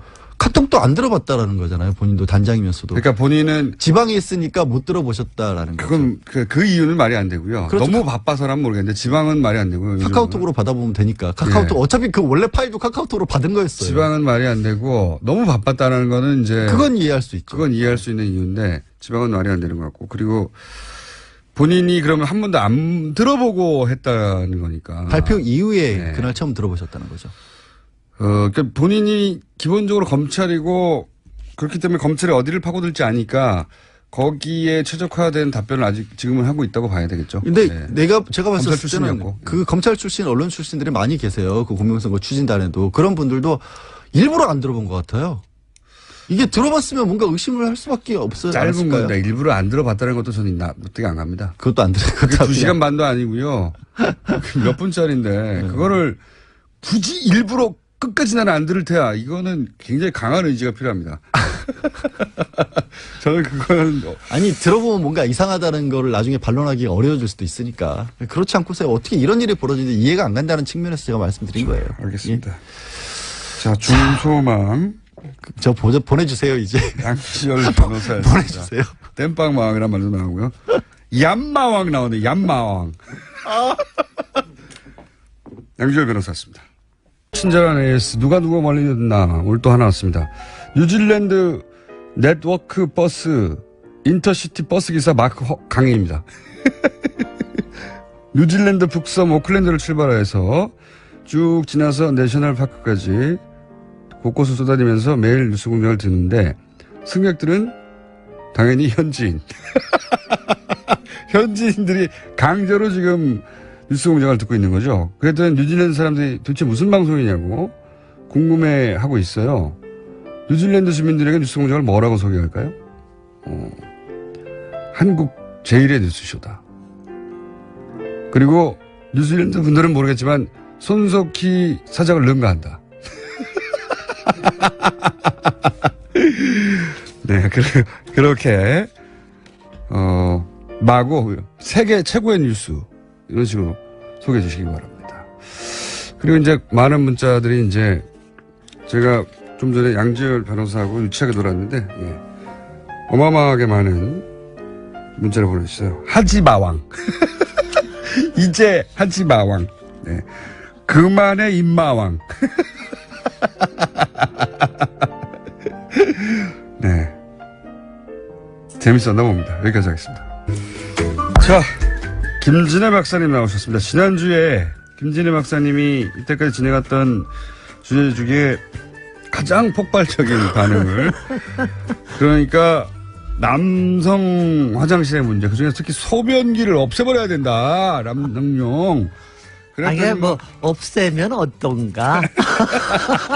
약간 후퇴하셨네. 그거 한마디 했다고 그냥 그렇게 뜨거운 반응일 거라고는 저도 몰랐습니다. 왜냐면은 네. 우리가 여성들의 신체 특징에 따른 여성들이 느끼는 감을 느낄 수 없듯이 이 대목은 이제 요지는 그거였지 않습니까? 이것이 남성 본능이나 또는 어떤 신체 구조 때문이 아니라 나중에 후천적으로 장려되었을 수 있다라는 요지로 말씀하셨잖아요. 그럴 수도 있어요. 아직 정확하게 연구가 확실하게 된 바는 없습니다. 아직도 본능이냐 이것이 학습이냐. 그렇죠. 이 부분에 대해서는 얘기가 이제 굉장히 많은 설들이 있는데 저도 이번에 엄청나게 배웠는데 그 어린 남자 아이들이요. 한 서너 살까지 집에 있을 때는 아무렇지도 않게 앉아서 보다가 그때는 남자라고 할 수 없죠. 글쎄요. 예. 하여튼 그런데 그때는 그냥 생물입니다. 생물. 유아원에 갔다 오고 나면 예. 이제 학습화가 되는 거죠. 사회 말하자면. 과정에서. 사회 네. 과정에서. 그래서 그렇다면 그런 거냐? 그렇다면은 예를 들어서 초원에서 유인원들은 그렇지 않았냐? 그렇지 않았냐? 이제 이거는 굉장히 여러 가지인데 저는 일단은 이거부터 얘기하십시다. 저는 우리 공장장님이 그렇게 뜨겁게 저항하실 거 또는 낭탈하실 거라고 생각을 못했어요. 왜냐면은 왜냐하면 이게 굉장히 많은 분들이 굉장히 평소에 쿨하신데 네. 왜 이렇게 우리 공장장님이 이렇게 정말 공격적으로 저항을 하시나 이거에 대해서 굉장히들 오해를 굉장히 풀어드리고 재밌었어요. 싶어요. 오해를. 왜냐. 이것이 이제 이런 사람이 있어요. 분명 결혼하고 나서 특히나 아내가 화장실이 너무 지저분해지니 물도 튀고 뚜껑을 열고 하더라도 튀고 하니까 앉아서 해라. 그런데 정작 앉아서 했더니 괜찮더라는 분들 또는 그것도 편하더라고 하는 분들, 그 청소 안 해도 좋더라는 분들도 있어요. 그런데 그것은 오히려 결혼하고 나서 후천적으로 사회적으로 그렇게 요구받고 나서 이것이 편하다고 하는 이성적 판단에 의한 것이죠. 그러니까 실제로는 인체공학적으로 보면 신체 구조상으로 보면 이게 앉아서 하는 게 지금 양변기에서는 더 불편해요. 근데요. 지금 오늘 이제 그 주제가 아닌데 이거 또 흥분하잖아요. 그러니까요. 이게 이제 본능이나 이렇게 하시죠. 본능이냐 학습이냐에 대해서는 네. 저는 그러니까 엄청나게 많은 댓글과 그다음에 SNS 메시지를 받았는데 많은 남성분들 제가 보니까 한 3대 7 내지 2대 8 정도 되는 것 같아요. 남성분들도 앉아서 하는 게 훨씬 더 괜찮다라고 얘기하는 분들도 많았고요. 이쪽을 더 많이 얘기해야 된다. 이런 분들도 많았고요. 그런가 하면 엄청난 저항파도 있었고. 그리고 저는 사실 이번에 한번 놀랬던 게 저는 앉아서 하는 것과 서서 하는 거가 그렇게 큰 전쟁거리인지 몰랐어요. 저는 근데 집에서. 이게 무슨 얘기, 뭘로 받아들이냐. 단순한 편의의 문제가 아니라 사정도 모르면서 그것이 이렇게 받아들이는 거죠. 사정도 모르면서 그것을 제대로 훈련받지 못한 사회적으로 제대로 사회화되지 못해서 발생하는 문제로. 그래서 그것 때문에 느끼는 모욕감도 상당히 있었던 모양이에요. 그러니까요.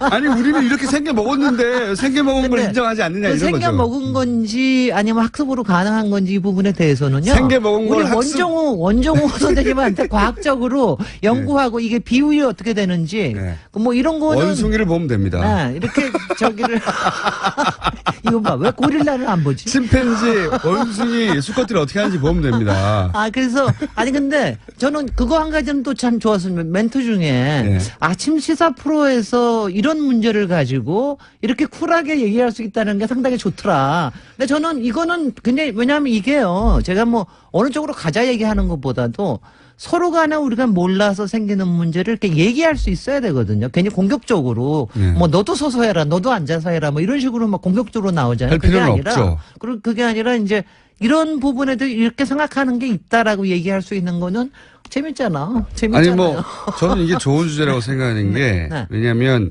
성이 달라서 결코 이해할 수 없는 게 있어요. 그런 게 있습니다. 원천적으로.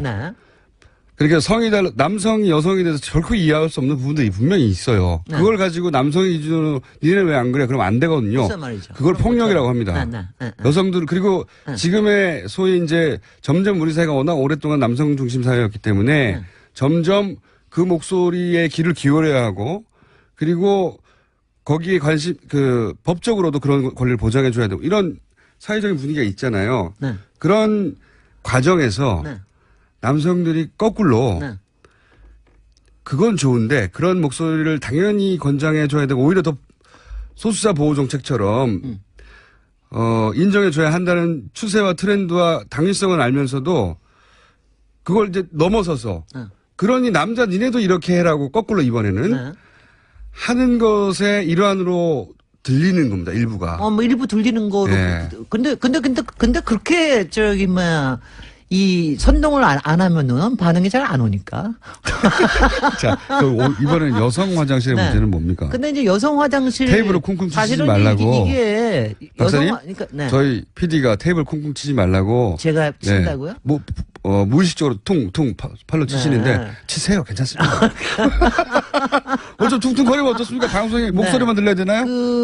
그러니까 남자 화장실의 문제와 여자 네. 화장실의 문제가 굉장히 이제 서로들 달라요. 네. 그러니까 여자 화장실의 문제는 아마 여러분들 너무나 잘 아시듯이 1년 전에 위험한 강남역 살인 공간이. 사건. 네, 네. 그러니까 안전에 관련된 게 가장 크다라는 게 이제 가장 요새 가장 심각한 문제고. 네. 폐쇄된 공간에 혼자 있으니까. 네네. 그 다음에 이제 두 번째는, 이게 남자하고 여자의 차이가 이게 남자들은 굉장히 싱글 태스크적인 데가 많잖아요. 싱글 데스크. 여자들은 멀티 태스크가 많습니다. 그러니까 여자의 화장실은 굉장히 멀티해요, 사실은. 예. 이 안에. 예. 이게 굉장히, 그리고 그 다음 세 번째가 속도도 굉장히 늦습니다. 남자에 비해서 한 3배쯤 시간이 남자는 걸려요. 지퍼 하나로 해결되니까요. 글쎄요. 예. 그러니까 소대가 또 따로 있으니까. 예. 그래서 이제 그것 때문에 오는 문제가 계속해서 있습니다. 그래서 이제 안전에 대한 문제는 이거는 또 별도로 신다 하더라도 이게 기다리는 줄이 너무 길다라고 하는 거. 그렇죠. 그리고 그 안에서 자기가 일을 보면서도 항상 여자들이 갖는 게 내가 시간을 너무 많이 쓰는 거 아니야? 아, 그래요? 뭐 이런 거 같은 것도 있습니다. 실제? 그런 거 같은 게 실제적으로. 왜냐면 화장실의 개수가 적은데. 적은데. 예. 그래서 이제 그동안, 법적으로도 굉장히 많이들 이제 그동안 발전돼 왔어요. 이전에는 남자, 여자 남자의 이제 대변기, 소변기 합한 거에 뭐 한 0.5나 0.8밖에 안 됐는데 지금은 법적으로 1.2까지 확보가 되게 돼 있어요. 그렇구나. 그런데 그거를 지금 2배까지 하기 위해서 지금 법이 지금 국회에 계류돼 있습니다. 저도 2배가 되는 게 마땅한 것 2배가 같은데. 되는 게 맞는 게 네. 속도가 3분의 1이니까. 게다가 남자는 소변기가 따로 있으니까요. 글쎄요. 아니 이거는 이제 대변기 소변기를 합한 개수에 2배를 하라는 겁니다. 그러니까 남자들이 보통 불만 없습니다, 전혀. 예. 남자들이 한 3배를 해도 저는 불만 없습니다. 35초에서 40초밖에 안 걸린대요. 네. 그러니까 손을 분명히 안 쓰는 건 확실해. 그러니까 신나니까 그러네요. 그러니까 그리고 근데 여자들은 위생의 한 문제는 90초에서 남녀 문제가 아니라 개인 차예요. 글쎄요. 예. 아니 근데 뭐 이제 그거 자꾸 들어가면은 우리가 얘기할 게 너무 많아지니까. 네. 저도 요번에 정말 사람들마다 굉장히 그러니까 그리고 여자들은 또 휴지도 많이 씁니다. 이거 네. 보세요. 여자들은 휴지도 많이 쓰고. 그래서 생기는 문제가 이제 그러니까 여자들은 굉장히 힘든 게 기다리는 게 제일 힘듭니다, 솔직히. 이제 짧은 시간 동안에. 항상 여성 화장실, 이게 전 세계적이에요. 네. 여자 화장실 앞에 줄이 항상 깁니다. 줄이 항상 길고, 예. 그 다음에 이제 아마 혹시 보시면 아시겠지만, 많은 경우에 여자 화장실, 남자 화장실이 같은 구역 안에 있어요, 건물에. 바로 이어서. 바로 그렇죠. 이어서. 물론 이제 그게 기능적으로 더 좋으니까 설비하기가 좋아서 하는데, 그렇게 되면은 하여튼 서로 보게 되니까 네. 늘어서 있는 것도 보게 되고 그러니까 이거를 좀 구분하는 거는 좀 남녀 필요하다라는 화장실을 얘기 많이 하는 떨어뜨려라. 거. 그다음에 이제 여자 화장실은 그 안에서 예를 들어서 그 여성들이 지나갈 때 남자 화장실에 소변기 남자들 쭉 서 있는 등짝을 보게 되잖아요. 네네 등짝 보게 하는 거. 그럴 때 어때요? 아니 그거는요. 네. 우리는 기분 나쁘거든요. 아니 남자들은 그렇게 우겨 보세요. 네. 그럼 우리는 그냥 이렇게 보질 않죠. 보질 않는데 그것도 지금 법적으로 그렇게 하지 않도록 하는 게 돼 있습니다. 그 다음에 뭘 하지 않도록 아니 그러니까 복도에서 남자들의 뒷모습을 보지 않도록 배치를 설계하도록 설계할 때. 원래. 그 다음에 또 하나가 뭐냐면 남자들은 이 소변기 사이에 칸막이가 없어가지고 그것 때문에 불편해하는 사람들도 많아요. 그 프라이버시 때문에. 그렇죠. 그래서 그것도 그럴 경우에는 그것도 법이 마련이 됐습니다. 아, 그래요? 30cm와 60cm의 폭에 칸막이를 할 것. 이거 너무 웃기지 않아요? 이런 걸 가지고 법으로 만든다는 게 너무 웃기지 않아요? 칸막이를 꼭 하도록 돼 있어요? 하도록 법이 올 초인가 칸막이가 마련이 됐는데 30cm와 60cm가 중요한 게 아닙니다. 그게 위치가 어디 달리냐. 위치죠. 그러니까 눈에 시각적인 게 중요한 거거든요. 그러니까 발목에 그게 36cm 있으면 소용없거든요. 그러니까 남자 소변기의 법이 문제 중에 디테일해야 되는데, 하나가 예. 하여튼간에 그런 문제들을 다 고민을 하는 겁니다. 근데 여자 화장실에는 이제 하여튼 기다리는 문제. 그다음 그 3배수여야 안에서 한다. 3배수 최소 2배수 이상. 최소 2배수 이상. 저는 3배수도 불만 없어요. 예. 그러니까 이거를 생각해. 우리는 여자들은요 거기서 소대만 하는 게 아니거든요. 화장도 해야 되고요. 네. 그다음에 또 생리 문제 있으면 그것도 해결해야 되고 네. 또 임신하는 사람들도 그렇죠. 있고 그다음에 아기들을 데리고 들어가는 경우도 굉장히 많습니다. 그렇군요. 그러니까 이제 이런 여러 가지 멀티한 그 뭐라고 하죠? 것들이 아이를 있는데 이렇게 올려놓는 유아대 그다음에 기저귀 가리대 네. 뭐 이런 거 같은 게 저는 있는 거죠. 거치대라고 할 뻔했습니다. 아이를 거치하는. 아기 거치대. 뭐 이런 거 같은 네. 것들이 굉장히 여러 가지가 그 안에 들어간다라고 하는 거를 더 크고 그러니까 더 크고 더 좀 쾌적해야 되고 더 많아야 되겠네요. 그리고 숫자가. 그다음에 거기는 불만이 그거 없어요. 아세요? 네.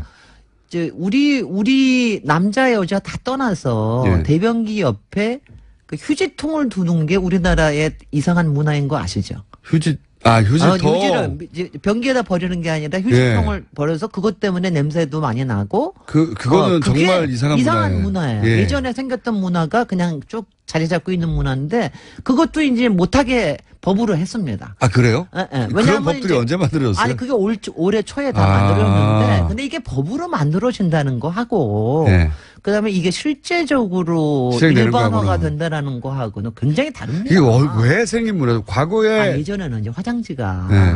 화장지를 쓰지도 뻑뻑했으니까. 않고 화장지도 뻑뻑해가지고 심지어는 안 신문지도 내려가고. 썼죠. 아니 그래가지고 신문지도 쓰고 그다음에 그래서 아예 정화조가 막히는 경우도 너무 많았습니다. 많았기 때문에 그래서 이제 옆에다 놓게 했는데 네. 근데 그게 이제 말하자면 막 자리가 잡아서 우선 외국 사람들이 우리나라 사실 공중 화장실이 꽤 잘 돼 있는 편인데 맞습니다. 그것만큼은 이거 왜 이러는 이제 거야? 그거를 그냥 진짜 피부 야답게 말하면 네. 왜 똥종이를 옆에다 두지 이런 거죠. 이제. 왜 똥 닦은 종이를 옆에다 두는 거지? 네. 물에 내리면 되는데 네.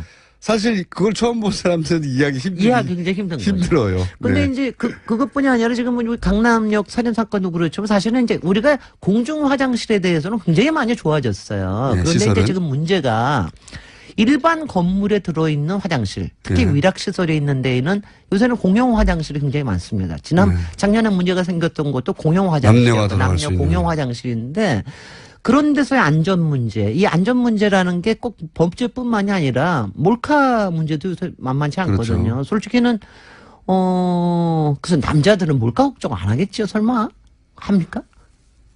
그런 생각을 해본 적은 없습니다. 없죠. 네. 근데 여자들은 몰카에 대한 걱정 그것도 굉장히 신경을 쓴다고 그러더라고요. 그리고 실제로 뭐 여러 가지 범죄가 생기는 게 화장실에서 생긴 일들이 꽤 많기 때문에 그 문제가 있고 그다음에 또 법규에 또 하나 있는 거 아세요? 우리 바로 공장장님의 애로사항을 딱 해준 게 뭐냐면은 그 왜 여자 청소부가 왜 걸레대로 밀고 들어온다는 거. 그러니까요. 소변 보고 있는데 한쪽 다리 들어야 되고 그런 거요. 그건 어떻게 됐냐면 법규로 요번에 바뀌어가지고 네. 다른 성의 청소부가 청소를 할 경우에는 화장실 앞에 그거를 이렇게 안내를 하게 돼 있어요. 아무 때나 들어갈 수 있습니다. 뭐 이런 식인지는 모르겠는데 그 다른 이성의 청소부가 여기를 청소할 수 있습니다라는 거를 갖다가 안내판을 붙이게 돼 있습니다. 화장실 관련한 일반의 불만들이 상당히 많았는데 네. 그게 그냥 개인 수준에서 그칠 줄 알았지만 어떤 분들은 너무 심각하게 생각해서 그렇게 법 제정을 요구한 사람이 그런 게 굉장히 많습니다. 우리가 생각하는 것보다 훨씬 많았다는 훨씬 얘기네요. 많아요. 그러니까 공중 화장실에 대해서 계속해서 법규한 것도 있고, 그 다음에 여자 화장실의 개수를 늘리기 위해서 했던 것도 굉장히 많고. 여자 화장실 개수를 늘려야 된다는 건 저는 너무 공감해요. 너무 공감. 근데 네. 그거 2배까지 될 수 있을지가 법규가 될지 모르겠는데. 남자 입장에서는 왜 네. 공감하냐면요. 네. 같이 간 사람이 있을 수 있잖아요. 네. 많이 기다려야 돼. 남자는 끝나는데 여자는 10분, 뭐 심하면 2, 30분 막 기다리거든요. 글쎄 말이죠. 그것 때문에 알게 되는 거죠. 글쎄 야, 말이죠. 이거 보통 심각하다 이거. 굉장히 심각한 문제. 급한 사람은 어떡하나 뭐 이런 거. 그다음에 그 남자들은 좀 아이들을 좀 데리고 좀 들어가 줬으면 좋겠다는 생각도 저는 많이 해요. 저는 가족 화장실도 필요한 것 같아요. 하나 가족 정도는. 화장실 글쎄 가족 화장실 지금 이제 이게 예를 들어 제가 아이가 아는 게 두셋이면 여태까지 손이 지금 모자랄 수도 있잖아요. 이른바 장애인 화장실이 있는 거 아시죠? 네네. 지금은 장애인 화장실이 남녀 구분이 없습니다. 음. 남녀 구분이 없는데 이거를 남녀 구분을 하게 복귀로 지정을 하자라고 하는 움직임도 있습니다. 이게. 그리고 기왕 화장실 관련 법이 나왔으니까 네. 길에 공중 화장실, 그러니까 건물에 화장실을 못 쓰게 하는 경우가 되게 많거든요. 네네. 그걸 강제로 개방하게 하는 한계가 좀 있어요. 강제로 하지는 않고 요새는 이제 개방을 신청을 하면은 주면은 몇 개 인센티브를 주는 경우가 있습니다. 근데 제가 이제 뭐 다른 나라 특히 뭐 예를 들어서 파리 같은 경우에 네. 길에 공중 화장실이 있잖아요. 네. 그리고 무료입니다. 네. 열고 들어가서 그러면은 그럼 무한적으로 거기 차지할 수 있느냐 아니에요. 일정 시간이 지나면 열리기 때문에 나와야 되는데 네. 그 공공 화장실, 그러니까 건물에 있는 화장실을 개방하려고 해서 인센티브를 주는 것도 필요한데 길거리에 그런 간단한 네. 그런 아주 간단한 토일렛. 네, 그런 거 저도 있었으면 그거 저 파리 얘기를 하셔서 그러는데 솔직히 간단한 토일렛에 대해서는 받은 불란서가 최고입니다. 그러니까요. 굉장히 많이 뜬금없는 그런지 게 뚝 있어요. 모르겠는데, 그러면. 아니 근데 예전에도 그러니까 관광지 도시에는 워낙에 그런 게 많은데 특히 파리에는 거기는 이제 보통 화장실을 간단한 곳들이 숨기는데 많아요. 아예 네. 디자인을 멋지게 해가지고 네, 그렇게 해가지고 캡슐처럼 딱 해가지고 그러니까요. 딱 보게. 그 난 정도로 저도 그거는 갔으면 아주 괜찮은 것 같아요. 근데 우리는 사실은 우리의 공중 화장실은 조금 요새 보면 너무 럭셔리한 것도 사실이에요. 저는 좀 그렇게 봐요. 화장실 한 번 더 할까요? 여기까지 해야 되겠어요. 아니 화장실은 네. 앞으로 세 번째 한 번만 더 하겠습니다. 알겠습니다. 물을 안 쓰는 화장실이 나올 때까지. 이거는 정말 진짜 건축 혁명이거든요. 김진애 박사님이었습니다. 내일 뵙겠습니다. 안녕. 안녕. 저는 특히 이런 사안은 카톡을 절대적으로 신뢰할 수는 없다 이렇게 봅니다. 왜냐하면은 조작한지 알았잖아요. 적어도 이유미 씨는. 그리고 뭐 유준석 씨는 이제 몰랐다고 주장하고, 이유미 씨는 지식에 의한 거라고 주장하고 이제 대립하고 있으니까 둘 다 알았는지 한 사람 알았는지 모르겠어요. 근데 적어도 한 사람은 알았잖아요. 그러면 카톡 역시 얼마든지 나중에 상황을 염두에 두고 이야기할 수 있는 거거든요. 지금 그 뭐 5월 5일 이후에 카톡도 일부 공개가 됐지 않습니까? 거기 보면은 애매모호한 말들이 좀 있어요. 뭐 사실대로 얘기하자.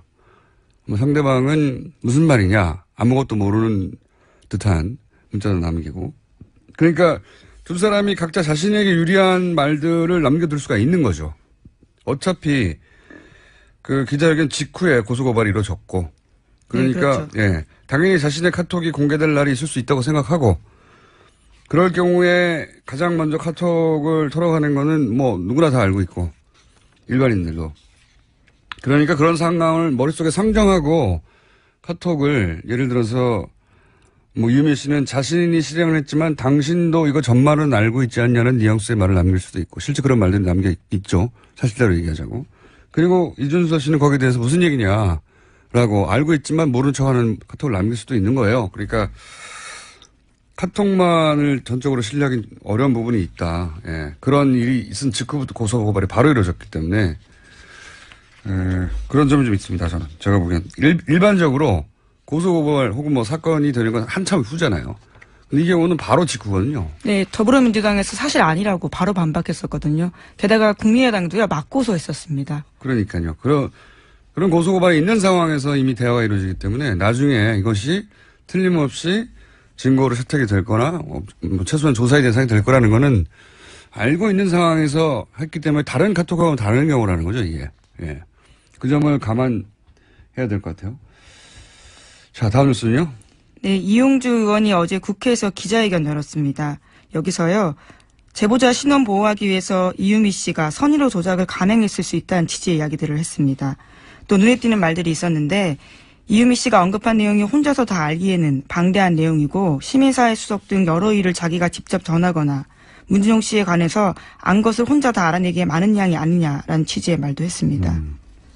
제가 어제 의문 제기한 내용이네요. 네, 혼자서 이걸 소스를 제공한 사람이 있을 것이다. 뭐 저는 지금도 그렇게 생각하고 단독이냐 뭐 혹은 뭐 지시를 받았냐 하는 것도 굉장히 중요한데 이 소스가 어디서 왔냐도 굉장히 중요한 대목이라고 저는 생각하는데 그게 이제 아마도 이용주 의원은 시민사회 수석 뭐 이런 내용들을 그 녹취록에 짧게 지나간 내용들을 어떻게 혼자 다 알았을까 하는 의문이 본인도 들었어야 하는 게 정상이라고 저는 생각하거든요. 뭐 그러다가 실제 하는 인물인데 그 인물이 안 나서니까 내용은 맞지만 그 내용을 기반으로 한 연기를 했을 뿐이 아닐까. 네, 제보자를 보호하기 위한 취지였다라는 식으로 네. 해석하고 있는 거죠. 하지만 그 김 씨가 결국은 전혀 모르는 사람이고 예, 네, 그렇게 그런 얘기를 나오고 한 있습니다. 적도 없다고 했기 때문에 이용주 의원의 이런 추정도 사실은 뭐 하루도 안 돼서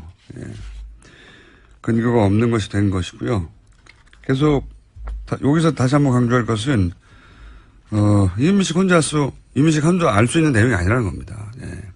예를 들어서 아주 단순한 토플 학원 얘기도 토플 학원을 다니는지 어떻게 알았냐라고 하면 유학 갈 거니까 당연히 가지 않았겠어? 이렇게 생각할 수도 있어요. 일반적으로는. 근데 영어를 잘할 수도 있지 않습니까? 본인이 그거 압니까? 그 모르는 일이에요.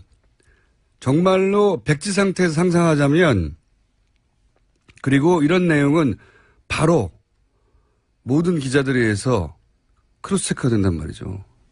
그러니까 자신이 아무 근거 없는 얘기를 하면 그것이 예를 들어 토플하고는 안 다녔다는데 무슨 얘기예요?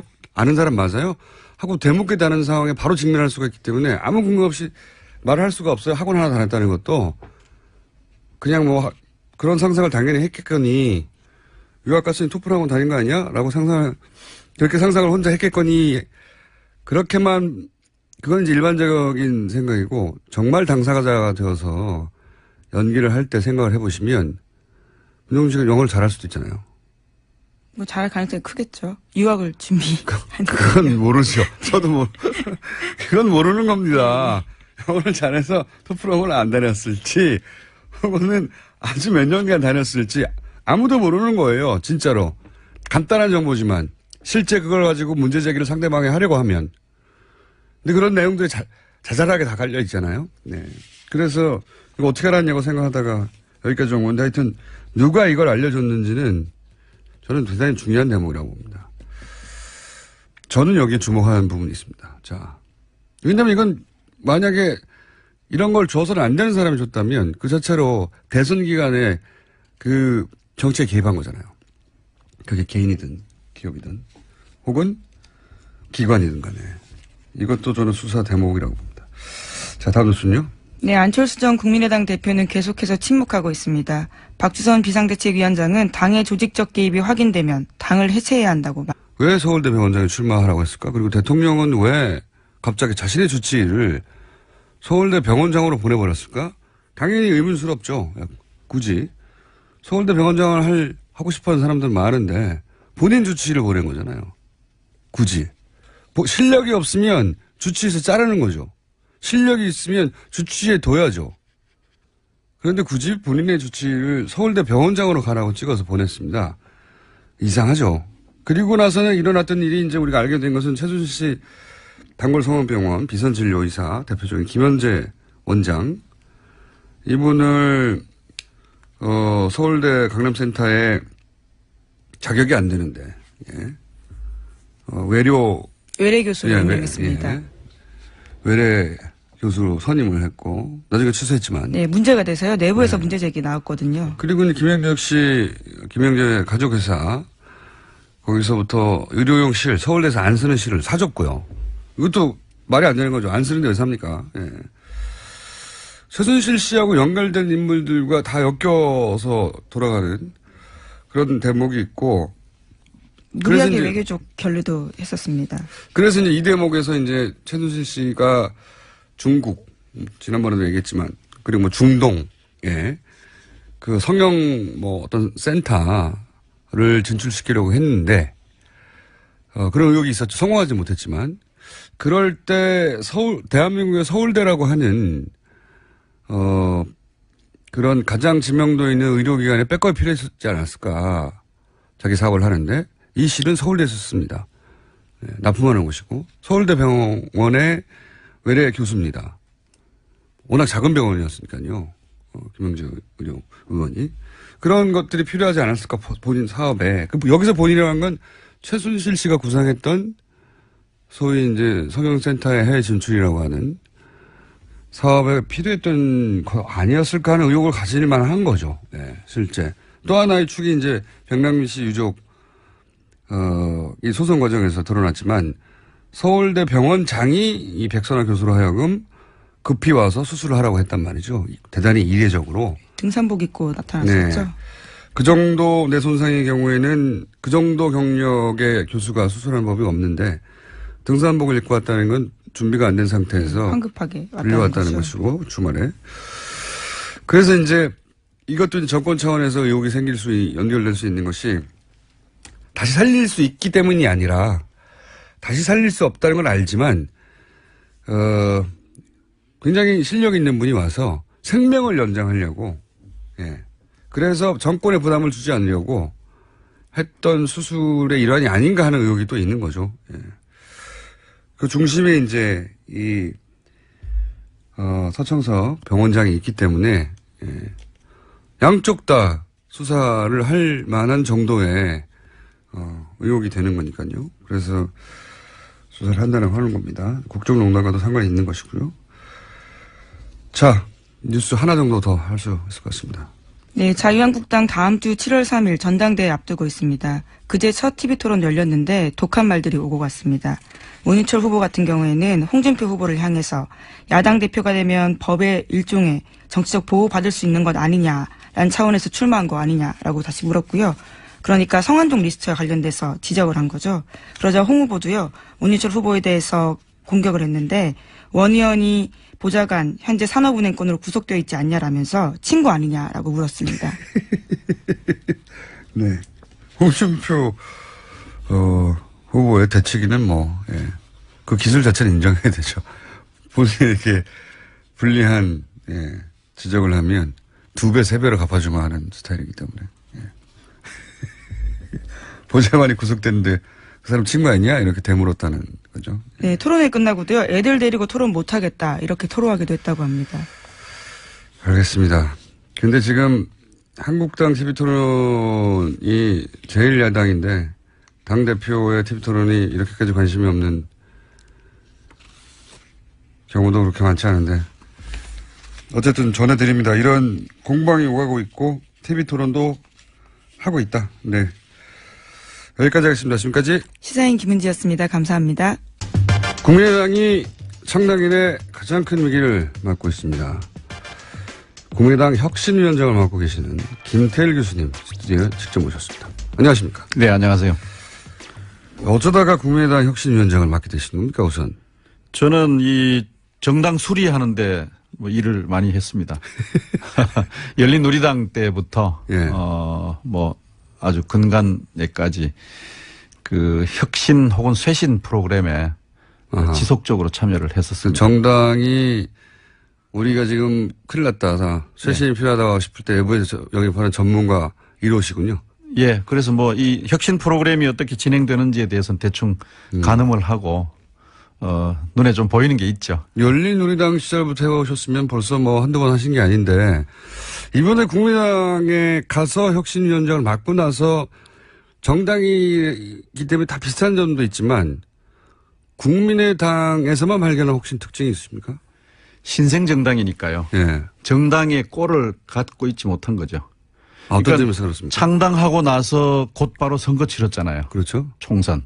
그다음에 또 숨을 고르나 싶었더니 대선이 왔잖아요. 예.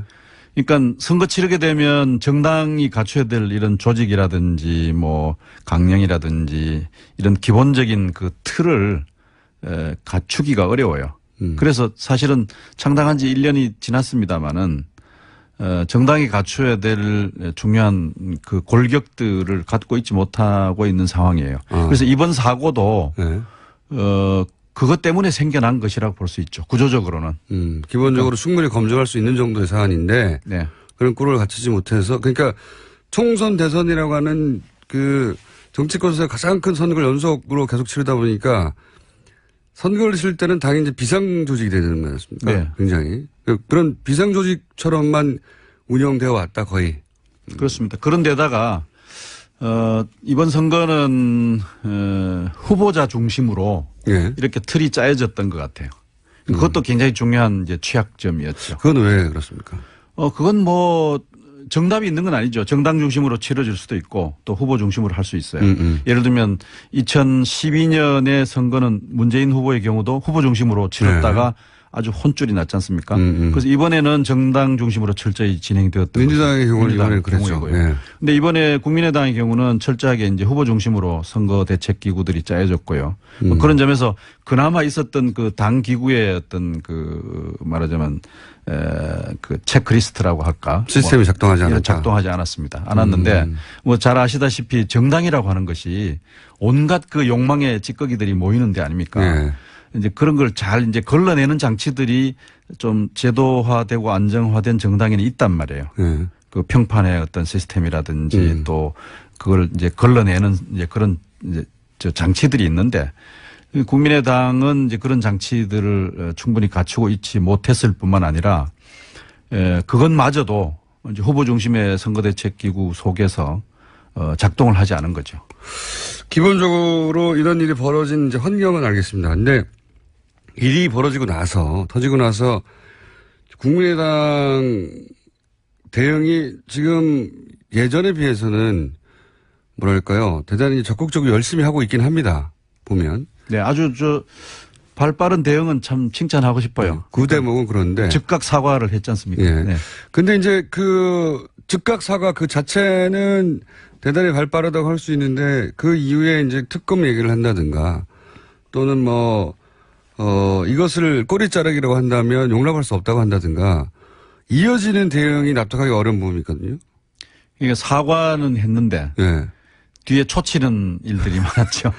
사과를 하고 겨우 하루 이틀만에 이렇게 버럭 화를 낸다든가 아니면 사과하면서 동시에 니네도 잘못한 거 아니냐라고 한다든가 이러면 사람들이 와닿지가 않지 않습니까? 그러니까 두 가지 문제가 있었어요. 첫째는 특검 주장한 것은 결정적인 패착입니다. 왜냐하면 비상대책위원장이 뭐 고개 숙이고 진솔하게 사과를 했잖아요. 특히 국민에게 사과하면서 당사자에게 사과를 했어요.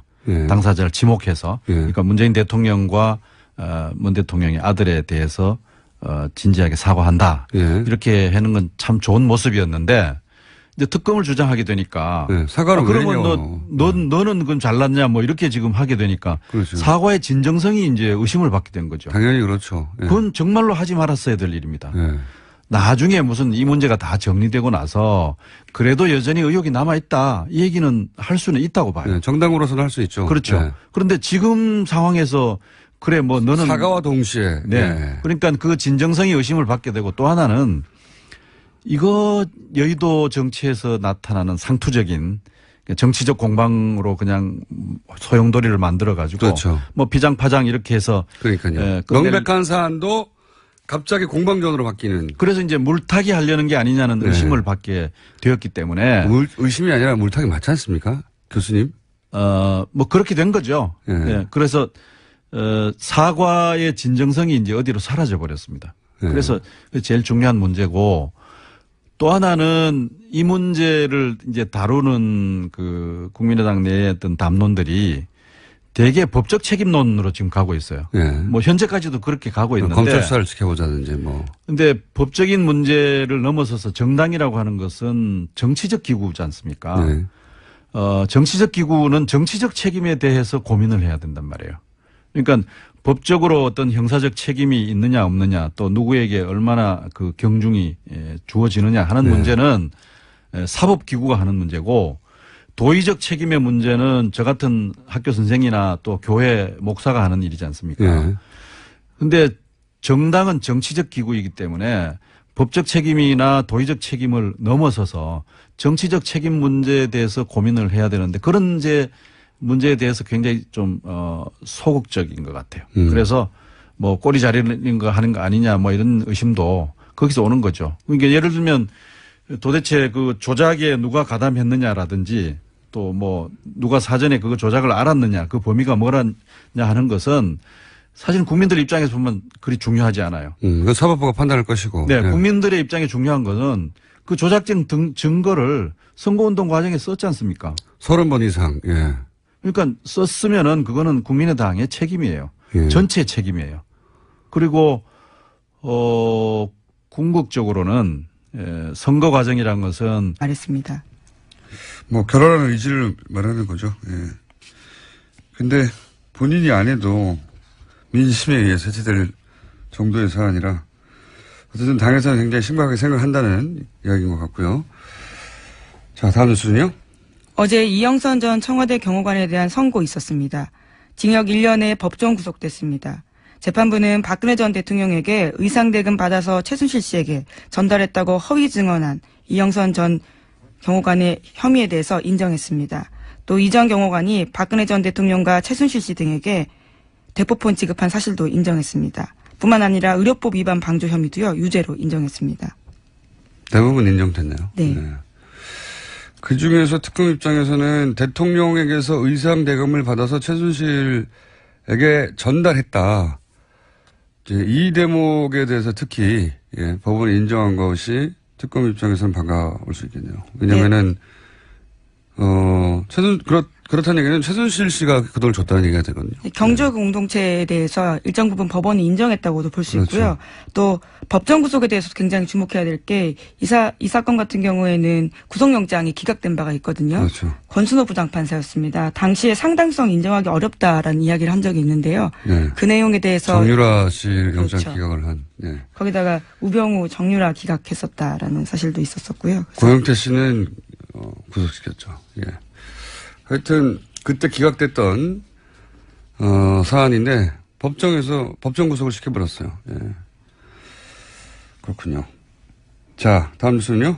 어제 김기춘 전 청와대 비서실장이 재판받았었는데요. 박근혜 전 대통령을 잘못 보좌한 책임을 통감한다고 말했습니다.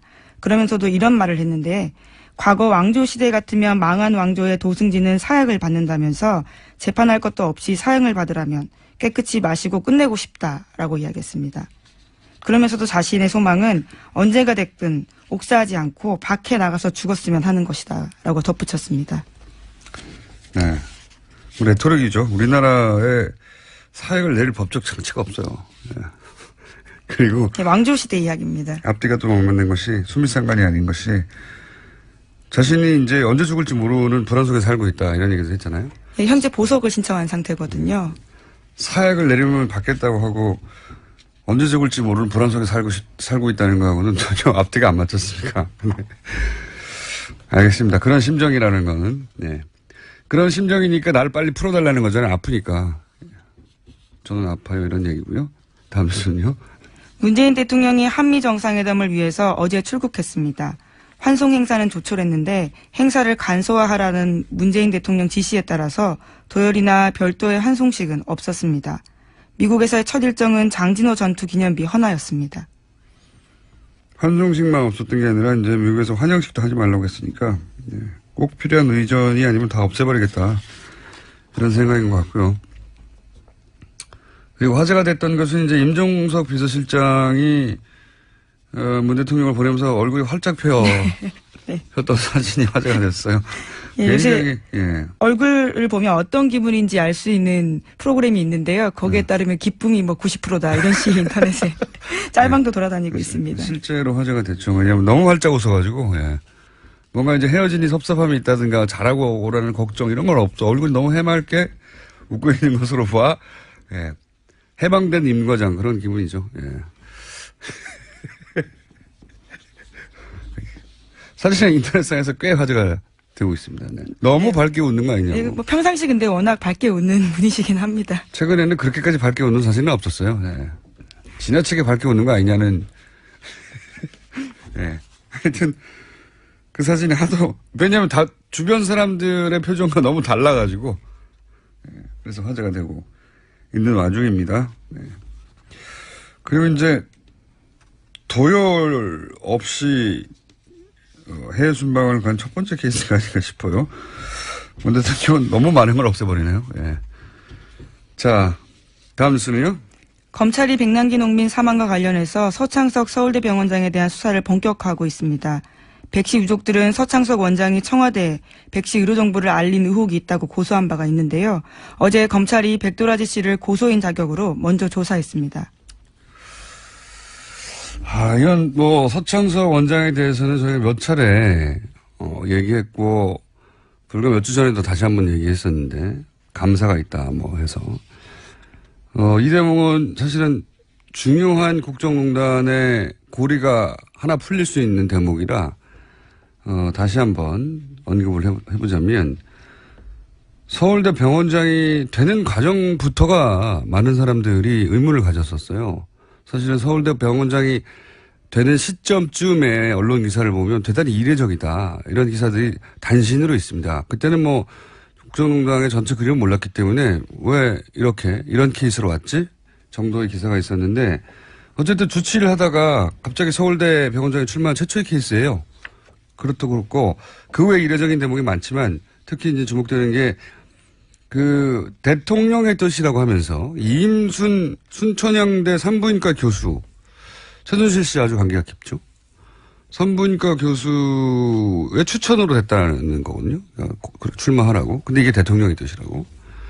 최순실 씨와 관계가 깊은 이임순 교수가 안녕하세요. 김호준입니다. 어제 국민의당 박수선 비대위원장은 국민의당 녹취 조작 사건에 대해 진정으로 사과했음에도 꼬리 자르기식으로 진상을 덮으려고 하는 것처럼 정치 공세와 호도하는 것에 대해서 용납할 수 없다고 말했습니다. 당사자가 틀림없는 사실이라고 이야기를 했는데도 여전히 의혹이 있다고 하면 억울하죠.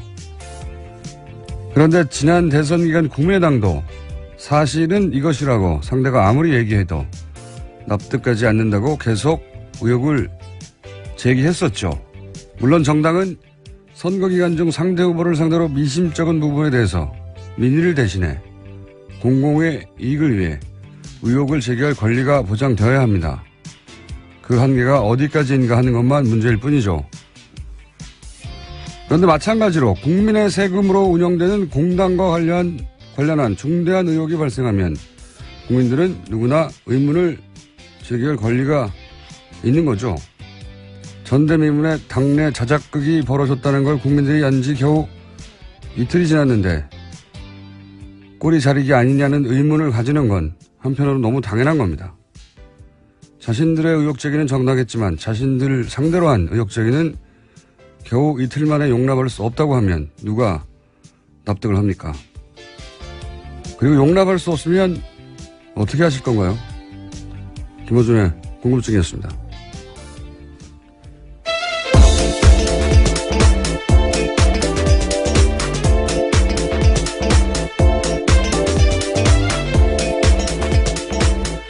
시사인의 김은지입니다. 네. 요즘 국민의당이 곤욕을 크게 치르고 있긴 합니다. 예. 스스로 검증하지 않은 정보를 내보냈기 때문이죠. 그러다 보니까 이제 지도부에서 나오는 워딩도 사실은 왔다 갔다 하는 게 있습니다. 보면 특검 이야기도 나왔다가 다시 들어가기도 하고.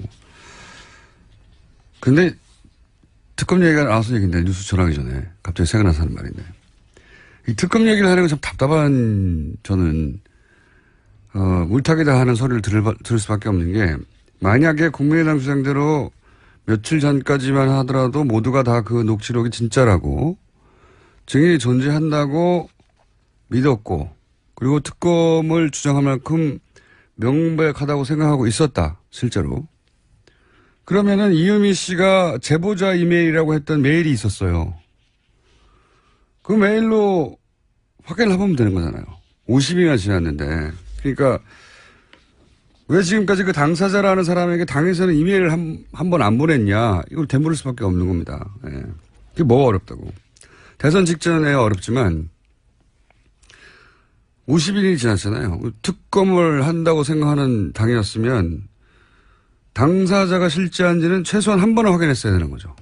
네, 또 거기다가 고소고발이 계속 있었기 때문에요. 수사가 진행 중인 사안이었습니다. 확인할 수 있는 시간 충분했습니다. 그러니까 그동안 당사자한테 이메일 한 번 안 보냈는데 갑자기 특검을 하자고 하면 당연히 물타기라고 생각을 하죠.